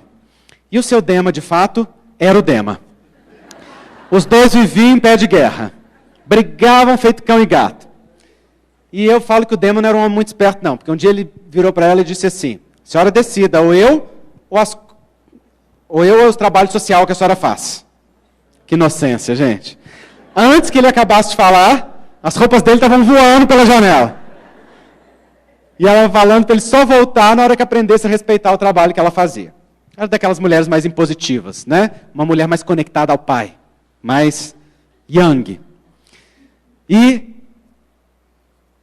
um dia o Dema levantou a mão para bater nela. Ora, para a mulher não se levanta nem um dedo mindinho, quanto mais a mão. E então Mas para uma mulher médium, e médium de efeitos físicos, isso é suicídio completo. Na hora que ele levantou a mão para bater nela, o mentor espiritual dela incorporou. Ela era médium, mas não era espírita, nem o mentor. Então o mentor resolveu do jeito dele. Com uma mão levantou um armário. Jogou em cima do homem e disse para os filhos: ai de quem tirar ele aí de baixo, vai se ver comigo. Imagina, esse era o mentor. Imagina se quem tivesse incorporado fosse o obsessor. Ia na cozinha, pegava a peixeira e resolvia o assunto. O fato é que depois ele não podia nem ouvir falar o nome desse mentor que corria léguas. Funcionou. Os mentores, na verdade, protegem aqueles que são compromissados com o bem. Mentor nada mais é do que um espírito que é mais evoluído do que aquele que ele assiste. Não necessariamente um espírito de escola, né? Então, nunca mais ele levantou a mão para bater nela. E eles dois, então, viviam em pé de guerra. E ela falava assim: vou tolerar o Dema até desencarnar, depois nunca mais quero ver. Ela desencarnou cedo, com cardiopatia chagásica.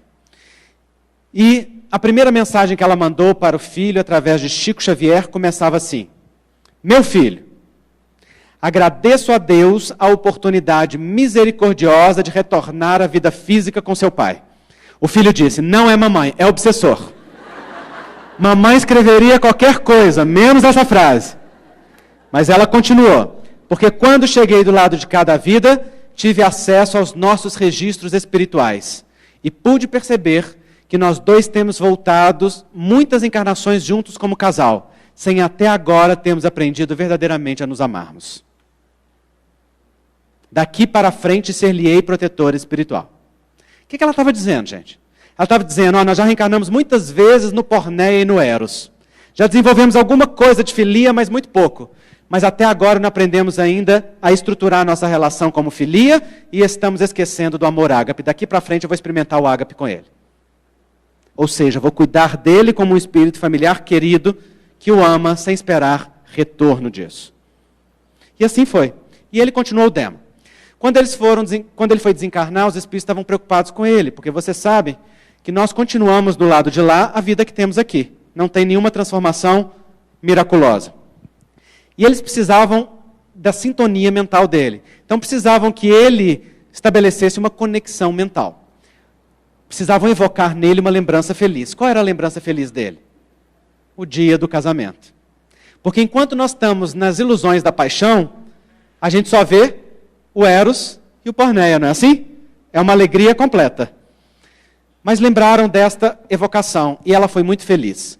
Quando ele abriu os olhos na vida espiritual, ela estava vestida como no dia do casamento, com uma roupa simples como das Minas Gerais, plasmada pelo pensamento, porque os espíritos conseguem plasmar, né? Quem quiser ler sobre isso, leia o capítulo Laboratório do Mundo Invisível, de Allan Kardec, que, se não me engano, é da Gênese, né? Então, também tem no Livro dos Médiuns, leia sobre isso que vai entender essa força plasmante do pensamento. Leia também a capacidade dos espíritos de controlar os fluidos ambientes com a força da sua vontade. Então, não só ela estava com a roupa do dia do seu casamento, como estava num ambiente semelhante àquele em que eles moravam quando se casaram. Na hora que ele abriu os olhos, ele rapidamente correu os olhos, assustados pelo ambiente, se reconheceu no ambiente familiar. Sentiu-se em casa. A viu como no dia. Lembrou-se do dia do casamento e teve uma memória feliz, rápida. Então ela, emocionada, estendeu-lhe as mãos e disse-lhe: desperta, Dema, que nós estamos casados mais uma vez, em nome de Jesus. Pegou-lhe nos braços e lhe levou para as zonas de tratamento espiritual. Porque é da lei que aquele que caminhou mais retorne para socorrer aquele que caminhou menos. O dever de viver o Evangelho é de quem o conhece e não de quem não tem acesso a ele. É quem tem acesso ao Evangelho que deve dar os toques de experiência ágape no relacionamento. E não exigir que o outro o faça, porque aprendeu o Evangelho. Então vejam vocês que não basta tolerar. É preciso que a tolerância se una à paciência, à doçura, à brandura, à perseverança, à paciência, os ingredientes, a compaixão, a bondade, a benevolência, a humildade, a ternura, todos os ingredientes que junto com o desejo, com o afeto, com A troca fazem do amor um conjunto de amores e não apenas uma expressão única. Porque porneia é essencial e nos leva a buscar o outro dentro da conexão eros. Mas a filia nos leva a trocas elevadas e cada vez mais respeitosas, em que o outro é tratado como outro e em que o casal é tratado como casal. E o ágape nos ajuda a renunciar, a sacrificar, a ter paciência, a perseverar, a não desistir, a prosseguir. Quando juntos nós olhamos um para o outro e juntos olhamos para um ponto que nos une em comum, dentro de uma perspectiva que nos leva avante. E quando assim fazemos, a vida só cresce e o casal cada vez mais se desenvolve. Quanto mais um cresce, mais o outro cresce junto, porque cresce na alegria de ver o outro crescer, e o crescimento do outro faz também com que cada um se sinta motivado a seguir adiante, e não é necessário abafar o outro, não é necessário controlar o outro, não é necessário desempoderar o outro, pois Jung é muito claro em dizer que aonde o poder entra, o afeto sai pelas portas do fundo. Aonde nós queremos que o afeto reine, deve haver renúncia ao poder e ao controle. Por isso a entrega faz parte da confiança. E a confiança sustenta uma construção gradual de intimidade, de partilha, que somente cresce. E quanto mais se alimenta, mais nos move em direção ao mais. Está claro isso, gente? Me expliquei bem? Alguma pergunta? Acho que nós temos algum tempinho para uma ou outra pergunta.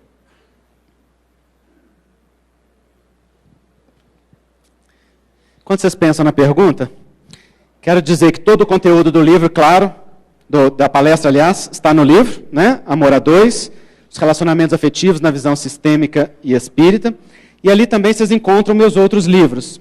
Um deles é o Reconciliação, consigo mesmo, com a família, com Deus, em que eu também abordo questões sistêmicas da filosofia homeopática, do Evangelho e do Espiritismo integrados.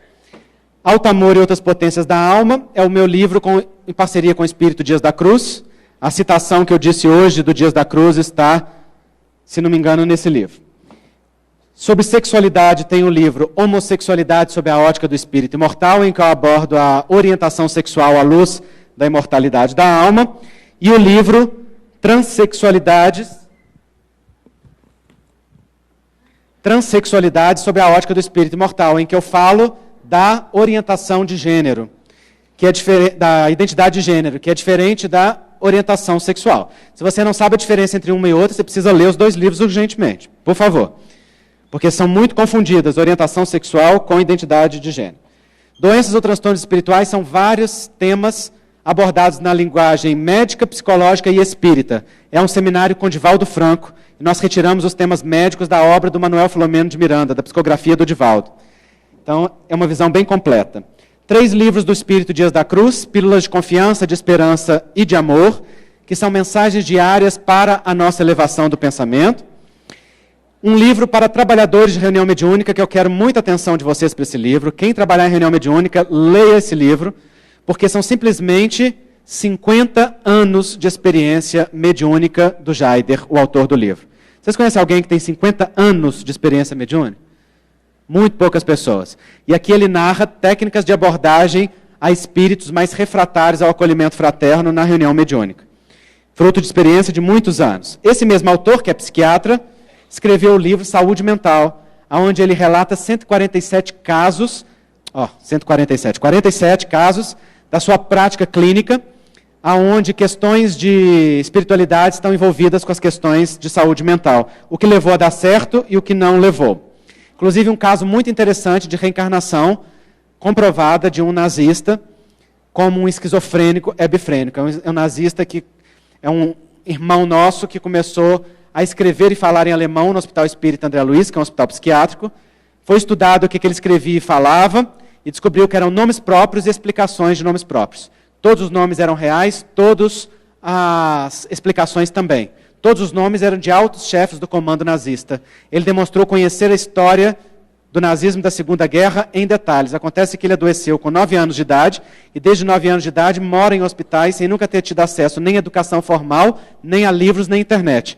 Porque ele tem esquizofrenia hebifrênica, que é o caso mais grave de esquizofrenia, e fica delirando e alucinando 24 horas por dia. Então ele não teve educação formal, no entanto conhece a Segunda Guerra melhor do que a gente. E enquanto a equipe pesquisava a sua identidade, ele entrou numa sessão com uma psicóloga, uma terapeuta ocupacional e uma fonoaudióloga, olhou para elas, teve uma janela rara de lucidez, começou a chorar e a pedir perdão. Elas acharam estranho, primeiro pela manifestação calma dele, segundo pelo pedido de perdão, e perguntaram para ele, por que você está chorando assim? Por que você nos pede perdão? E ele disse a elas, eu peço perdão porque eu mandei vocês 3 para o forno. E elas choraram junto com ele, porque aquilo as tocou, numa configuração de reencontro ali, entre vítimas e algoz, como é o que a reencarnação nos faz. E naquela noite, na reunião mediúnica, os espíritos mandaram parar de pesquisar a identidade dele, porque aquilo que objetivavam as regressões espontâneas já tinha sido obtido, e nós não deveríamos seguir apenas por curiosidade. Aí nós publicamos esse caso com as imagens que ele escreveu e com o estudo histórico de quem são os personagens que ele falava. Eu mesmo fiz o estudo histórico desses personagens e deu um bom trabalho esse processo. É um caso comprovado de reencarnação que nós quisemos publicar para que as pessoas conheçam, né? Porque Adoecemos fala de vários temas de saúde e adoecimento, vários psicólogos e médicos, é um dos nossos best-sellers. Na Viagem da Alma, temas, mensagens para culto no lar, é um bom livro para culto no lar, na Viagem da Alma. O Homem Sadio é o livro base do pensamento médico espírita da Associação Médico Espírita de Minas Gerais. Então, para quem for da área da saúde, é um livro que eu recomendo. Está esgotado e tem poucos exemplares aqui. Então, quem for da área, aproveite esse livro. Cura e Autocura, o meu primeiro livro, que aborda saúde e adoecimento dentro de uma visão integrada do pensamento médico espírita. Para jovens, tem 2 livros. Um é Juventude, Sexualidade e Espiritismo, e o outro é Jovens Semeadores de Esperança. Esse último sobre temas do Evangelho segundo o Espiritismo e esse aqui sobre sexualidade. Ambos escritos pela Federação de Estado do Espírito Santo, que é especializado em jovens. Histórias da Vida são casos do Hospital Psiquiátrico Espírita André Luiz. Mediunidade com Jesus, nós lançamos recentemente psicografias do Roberto Lúcio, que é psiquiatra, e é um livro muito lindo. E Gestação, Encontro Entre Almas, também esgotado, só tem uns últimos... Aliás, vocês estão com 4 livros que estão esgotados na editora e só tem aqui. Gestação é um deles, o Homem Sadio é outro, e outros são infantis. Tem 2 infantis, um meu, que é esse, Mamãe Como Nascem as Fadas, só tem aqui, e o Voo de Rachi também, só tem aqui. Tem vários livros infantis, cada um deles sobre um tema. Esse é sobre o Rimas, é um diálogo entre mãe e filhas. Os Violões Encantados, que é meu também, é sobre o resgate dos sonhos da esperança. E Valentina e a Chave Misteriosa, da psicóloga Bianca Ganusa, que deve estar por aí. Cadê Bianca? Está por aí? Deve estar chegando por aí. Nós vamos encontrar. Ela escreveu esse livro falando das emoções. E é um livro muito lindo. E por último, Saúde, Trilha de Transformação, que é sobre o nosso trabalho com pacientes de câncer. 30 anos de trabalho com pacientes de câncer. Todos esses livros têm a sua renda integralmente doada para a atividade médico-espírita e para a atividade de assistência a pacientes. O Newton me pediu que eu tomasse um tempo mostrando o livro para vocês conhecerem. Vou pedir até ele para levar para lá, porque tem alguns que...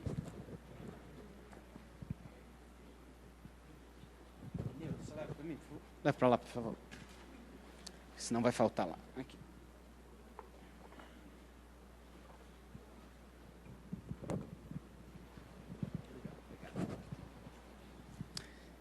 E é importante que às vezes a gente conheça, porque senão a gente deixa passar muitas vezes algumas pérolas sem saber que estão ali, não é?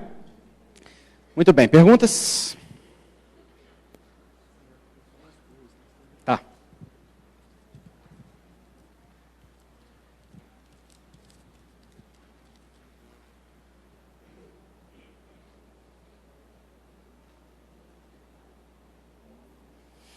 Para olhar para a relação, para olhar para a mesma direção, é necessário que o casal tenha vivenciado seu processo de individuação ou podem manter a relação se um dos dois não está nesse processo? Na verdade, o processo de individuação ele é contínuo, ele é ao longo de toda a vida, ele não está completado em momento nenhum. Nós estamos sempre em processo de individuação e cada vez num grau mais profundo de individuação. Então, a relação a dois é um movimento de individuação. Ou pode ser um movimento de alienação da individuação. Então, o importante é que cada um de nós cuide da sua individuação e cuide de estimular no outro o processo de se tornar indivíduo. Pode ser que o outro tenha resistências, não tenha se habituado a olhar para as suas emoções, a expressar as suas emoções, a falar delas, a reconhecê-las, a discutir ou a debatê-las. Sim, claro. E é exatamente no movimento de casal que a gente vai ajudando o outro. Vai dando um feedback, vai com afeto ajudando a extrair do outro quando o outro tem dificuldade de falar ou de se colocar, e assim as coisas caminham. Há na mídia muita propaganda sobre o uso da pornografia ou erotismo para reavivar a relação. Pode falar sobre isso? Ora, se uma relação precisa de pornografia para ser reavivada, ela está se perdendo em algum ponto. Porque significa que o casal não está vivenciando junto a fantasia e precisa de uma relação objetificada, pornéia, para poder alimentá-la. Porque o que está acontecendo na pornografia? Ali as pessoas estão sendo tratadas como objeto. E, sobretudo, a mulher é objetificada e profundamente desrespeitada dentro da pornografia. Se é necessário para que eu tenha uma troca na relação de casal, que eu me excite pela pornografia, então talvez o meu olhar esteja mais para fora do relacionamento que para dentro. Isso não significa que o casal está fadado a não seguir junto ou não é importante. Mas talvez a gente não está atento ao relacionamento. Ou a cultivar o relacionamento dentro da relação de casal. Às vezes o que falta, por exemplo, é tratar o outro no nível de igualdade. Se nós deixamos que a relação seja parentificada e passamos a tratar um ao outro como pai ou como mãe, então o erotismo morre. Por quê? Porque na relação pai e filha, ou mãe e filho, ou pai e pai, ou mãe e mãe, né, seja na homossexual ou na heterossexual, ali nesse movimento não tem eros. E às vezes o que o casal precisa é só dar um passo atrás e equilibrar a relação e passar a olhar. Eu acompanhei um casal recentemente fazendo esse movimento que transformou a relação completamente. Se gostam tanto, tanto, tanto que tinham deixado a relação parentificar e não estavam atentos. Começaram cada um a olhar para o seu vínculo com o seu sistema, cuidaram daquilo que era seu, começaram a olhar para a relação com mais respeito, voltaram para um nível de equilíbrio e sopraram a brasa que estava quase apagando naquele relacionamento. Então, pode ser que o casal goste, ambos gostam de pornografia e queiram utilizar juntos. Isso é de cada casal é que sabe o que lhe convém, o que é bom ou não para si.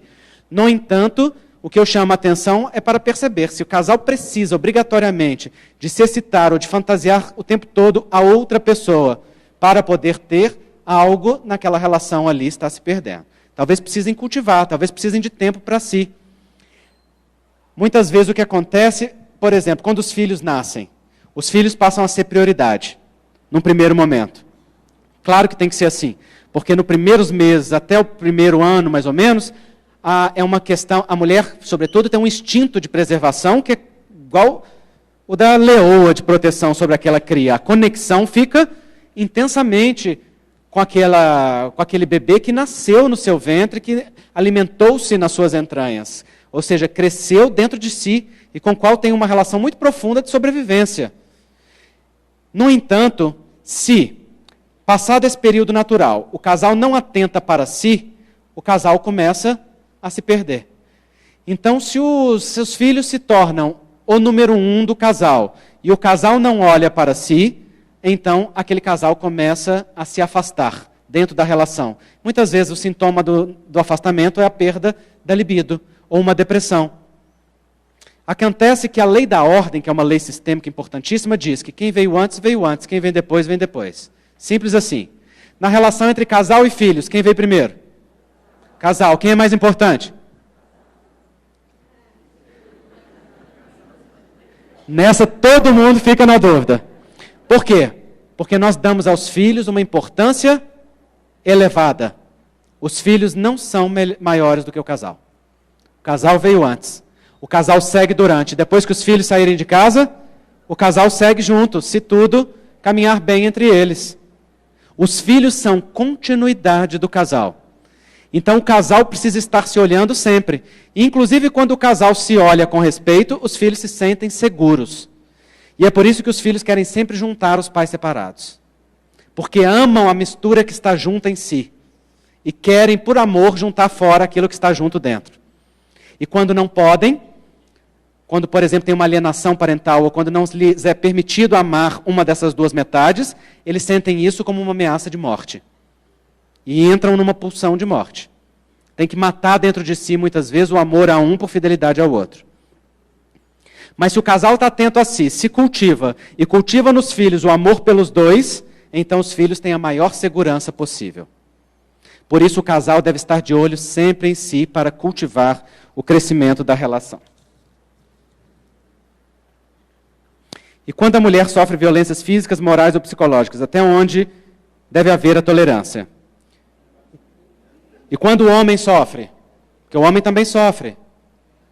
Muita violência, sobretudo nos dias de hoje. Embora não seja dado ao homem o direito de declarar sofrer violência dentro dos relacionamentos. Ora, claro que nós devemos colocar limites dentro dos relacionamentos, estabelecer o espaço de segurança e salvaguardar a nossa dignidade pessoal. Isso é condição básica sine qua non. Mas eu quero chamar a um olhar mais profundo para isso. Alguém só se sustenta numa relação violenta quando tem uma gratificação. Quando tem por detrás dela um movimento mais profundo. Acontece que essa gratificação nem sempre é vista. Não é a gratificação de eu gosto de apanhar. É muitas vezes a necessidade de repetir um antigo padrão que está num sistema familiar. Às vezes a mamãe apanhou, a vovó apanhou, alguém lá atrás sofreu violência e por amor eu estou repetindo esse padrão aqui agora. E às vezes esse amor, na verdade, é um amor cego. É um amor que não leva a um bom efeito. Muito pelo contrário. Ele repete o movimento e não leva a um bom destino. Mas a gente repete por vínculo de pertencimento. E às vezes nós sustentamos aquele movimento porque lá dentro do coração aquilo representa para nós um vínculo ao pertencimento daquilo que está lá atrás. Sobretudo quando aquilo que está lá atrás, aquela violência que está lá atrás, não foi reconhecida ou validada. Por exemplo, uma vez eu trabalhei com uma mulher que sofria violência dentro de um relacionamento e o vínculo se mostrou, dentro de uma relação de constelação familiar, com uma antiga bisavó, que ela nem tinha conhecimento. E eu lembro que na constelação eu comentei com ela assim, nesta família, esta mulher se sacrificou sofrendo uma grande violência. E ela me respondeu assim, mas eu não tenho essa informação. E eu disse para ela, não precisa ter, aqui basta que você olhe e veja o amor dela por você, o que um trabalho, né, com representantes dentro de uma constelação permite. Ela fez, se sentiu muito tocada. Dias depois, a filha veio ao meu consultório e disse assim, Andrei, mamãe não sabe, mas eu sei, porque o vovô me contou exatamente 2 dias antes da constelação, porque a filha estava no mesmo workshop, que a nossa família começou com o estupro da bisavó da minha mãe. E então, o que se mostrou ali naquela constelação? Que lá atrás, uma antiga violência tinha dado início a toda uma família. A bisavó tinha sido violentada, mas a família tinha tido início graças àquilo, graças àquele movimento. A violência pertencia a quem?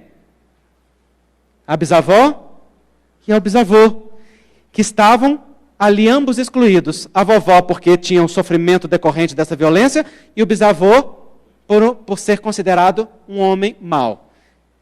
Depois, lá na frente, uma descendente repetia um padrão. Na hora que ela pôde olhar para isso, ela sentiu uma grande liberdade para então poder reconhecer a grandeza da vovó, para também poder dar um lugar de amor no coração dela para o vovô, que era tratado naquele sistema apenas como um violentador, e poder então agora ter força para dizer para o seu homem, não.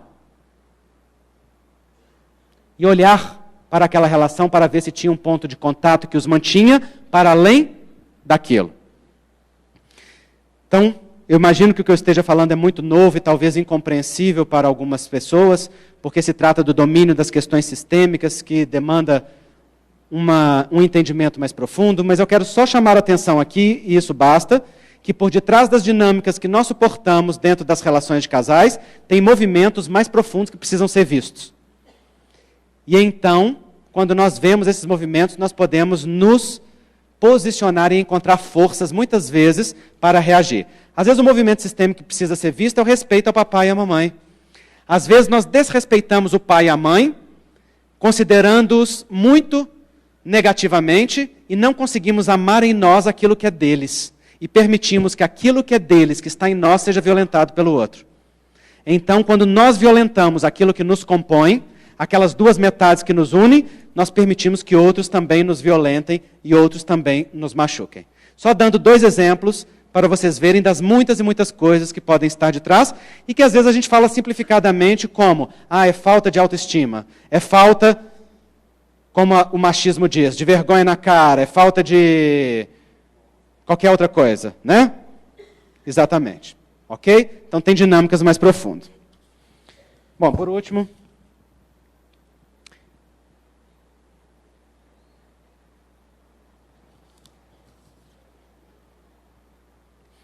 E quando não tem o amor na infância da maternidade? Então, quando uma pessoa não vivenciou o amor do cuidado, foi afastado da mãe e do pai, ou não teve como experimentar aquilo por qualquer motivo, ou porque a mamãe não estava disponível, não estava sadia para dar, ou não estava lá para dar, esse movimento de entrega interrompida permanece no coração, que é aquele movimento da entrega ao primeiro amor. E aí a criança interior permanece queixando essa falta. E o que vai ter que acontecer é que ao longo da vida essa entrega vai ter que ser completada. O que acontece é que nós adultos temos a possibilidade de fazer isso. Nós verdadeiramente somos adultos não quando nós fazemos 18 anos. Quando nós fazemos 18 anos, a lei nos garante o status de maioridade. Ela não sabe nada da nossa história, nem o que nós passamos, mas sabe que nós temos um direito a responder, porque com aquela idade nós já somos responsáveis por nós mesmos e nós já temos a obrigação de cuidar de nós mesmos. No entanto, nós fazemos 18 anos emocionais quando nós assumimos a nossa história e paramos de nos sentir vítimas. 18 anos emocionais são feitos quando nós temos 25, 30, 35, 40, 50, 60, 70, 80 anos, porque é aquele momento em que a gente olha para a nossa história e diz assim, está tudo certo como foi. Está tudo certo não significa eu aprovo como foi. Significa eu não brigo com o que foi. Eu acolho o real como pôde ser. Eu tomo a força do real na sua plenitude. Claro que podia ter sido diferente. Sempre pode ser diferente. Mas quando a gente fica preso no se tivesse sido assim, se mamãe tivesse feito, se mamãe tivesse ficado, se tivesse me dado, o se é infinito. Porque o se é um campo de fantasia que nunca termina. Mas os 18 anos emocionais é quando eu olho para a realidade, paro de viver nas minhas fantasias do si e digo, foi assim. Está tudo certo do jeito que foi. Eu sou um espírito reencarnado, sou eu que construo o meu destino. Encontrei quem precisava, da forma que precisava e da forma que pôde ser. Cada um fez aquilo que foi possível. Se mais não fez ou não conseguiu, é porque não tinha para dar, porque não podia dar, porque não soube dar. Está tudo certo do jeito que foi, porque o outro é que sabe de si. A mim me compete saber o que eu sou. Então eu tomo a força do real e agora eu vou fazer por mim aquilo que faltou. Se faltou carinho, eu me dou carinho. Se faltou cuidado, eu me dou cuidado. Se faltou palavras de incentivo, eu as ofereço a mim mesmo. Se faltou oportunidades, eu dou. Se faltou dinheiro, eu corro atrás e conquisto para agora ter. Significa, eu pego a minha criança no colo, sem brigar com as queixas dela, mas o adulto que eu sou diz para ela, agora é entre eu e você. Mamãe e papai fizeram o melhor que podiam. E agora nós cuidamos do resto. E quando nós fazemos isso, nós colocamos o pé no real. E encontramos uma força imensa. E claro que isso não é do dia para a noite, nem nasce pronto, porque a gente não fica nesse estado automaticamente como um passe de mágica. Isso é o caminho da individuação. É o caminho que nós vamos enfrentando as nossas feridas, mas vamos cedendo espaço para um olhar mais amplo. Enquanto o adulto fica queixando o que não teve, queixando que mamãe não deu, que papai não deu, que não dá, permanece criança esperando que o pai venha recompensar aquilo que não fez, que a mãe venha dar aquilo que não deu. Mas o tempo em que reclama o que não teve, é o mesmo tempo em que não usufrui da grandeza que foi dada. Então, quando ganhou a vida, ganhou 1 bilhão. Depois fica reclamando pelos 10 reais que os pais não conseguiram dar. E aí perde o tesouro, esperando apenas aquilo que queria ter. Por isso o caminho de maturidade é olhar para aquilo que foi e dizer, sim. Sim para a vida. Sim para os pais, sim para a nossa história, sim para o nosso destino, sim para a caminhada até aqui, porque tudo que vivemos nos marca, mas nada nos define, porque o que nos define é aquilo que eu decido fazer com o que me marcou. E como adultos autônomos, responsáveis e capazes, nós podemos pegar a nossa criança no colo e dizer para ela, agora nós completamos. Então, se lá atrás mamãe não pôde te dar carinho, agora eu te levo de volta para o colo da mamãe. E aqui eu posso, no colo da mamãe, no meu coração, receber o amor que ela teve para dar. E esse amor é suficiente. E se ontem ela não pôde dar cuidado, agora eu posso experimentar isso, porque agora, talvez numa relação de maturidade maior que a vida deu, ela agora tenha tempo. Então por que eu vou me recusar agora a usufruir do que tenho, para queixar do que não houve? Agora eu vou lá e faço. Me lembro do meu pai. Meu pai é o segundo filho de 21. Naturalmente, se a minha avó conseguia dar banho e comida cada dia naquele grupo todo, já estava maravilhoso. Não é? Então, naturalmente, o meu pai e seus irmãos cresceram todos sentindo uma falta de toque físico, com uma firmeza muito grande do meu vovô, que saiu de casa com uma mão na frente e outra atrás, e quando morreu tinha uma casa quase para cada filho. Era um homem de muita garra, mas também, claro, de muita dureza da vida, porque experimentou. Meu pai começou a trabalhar com 7 anos de idade, e é claro que eu não experimentei essa dureza que o meu pai experimentou. Mas quando... Meu pai sempre foi muito carinhoso. Mas quando nós entramos na adolescência, o meu pai começou a reproduzir a relação do pai dele conosco. E talvez nós com ele. Começou a ficar um pouco mais distante, mais sem toque. E eu queria um abraço do meu pai. Então eu queria chegar e dar um abraço nele. E ele se defendia do abraço, como se fosse uma agressão. Porque naquela família entre adultos, aquilo era artigo de luxo. Então um dia eu falei para mim, não cabe mais esperar. Sou eu que tenho que tomar. Não cabe esperar que o meu pai dê para que eu receba, porque ele só pode dar aquilo que teve. Então eu comecei a chegar em casa, e ele ia me abraçar, eu tentava abraçar ele, ele se defendia. Um dia eu me coloquei na frente dele e falei, não pai, não é assim não. Peguei uma mão, peguei outra, e fui abrindo. Parecia aquelas portas de mola. Se eu soltasse, voltava no peito com toda a força. Aí eu me meti ali debaixo e lasquei um beijo no rosto dele. Ele ficou roxo. Eu também. Ele tinha vergonha de receber aquilo daquela forma. Eu tinha vergonha de ofertar aquilo daquela forma. A minha criança interior queria que ele tivesse espontaneidade de vir e dar, sem eu precisar ir lá e tomar. O meu adulto queria tomar, mas sentia vergonha da criança de se mostrar adulto digno e capaz de fazer as suas próprias escolhas. No entanto, eu fiz isso no primeiro dia, no segundo, no terceiro, no quarto, no quinto. Ele olhou para mim ressabiado e abriu os braços. Até hoje eu sou o único filho que ele abraça com um abraço cheio. Por quê? Foi aquele que tomou. Chegou uma hora que eu falei para minha criança, chega de reclamar. Papai deu o melhor. Sua vida foi muito mais leve que a que ele teve. Ele aliviou para você o máximo que deu. E você ainda quer mais? Ao invés de agradecer o quão mais leve foi, você está olhando para aquilo que possivelmente ele não dá conta de dar? Então, somos nós que vamos lá e tomamos. E quando nós fazemos isso, nós acalentamos o que precisamos. E então a nossa vida adulta pode ser cheia, porque a nossa criança, de qualquer idade que ela seja, é importante você saber de quantos anos tem a sua criança, porque uma criança de 3 é diferente de uma criança de 10. Qual a idade da criança que queixa dentro de você? A criança de 3 precisa de cola, a criança de 10 precisa de incentivo. Precisa de oportunidade, precisa de liberdade.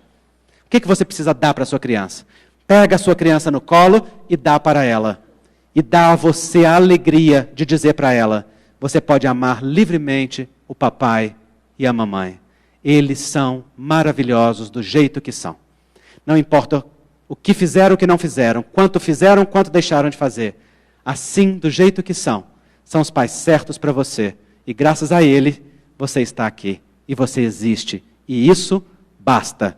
Isso é suficiente. Isso é divino. E aí, no que a criança reclamar, mas e o resto? Você diz para ela, o resto, já estou providenciando. Vamos lá. Sou eu que te dou agora. Que Jesus fortaleça cada um de nós nesse caminho de individuação e no caminho do amor a dois.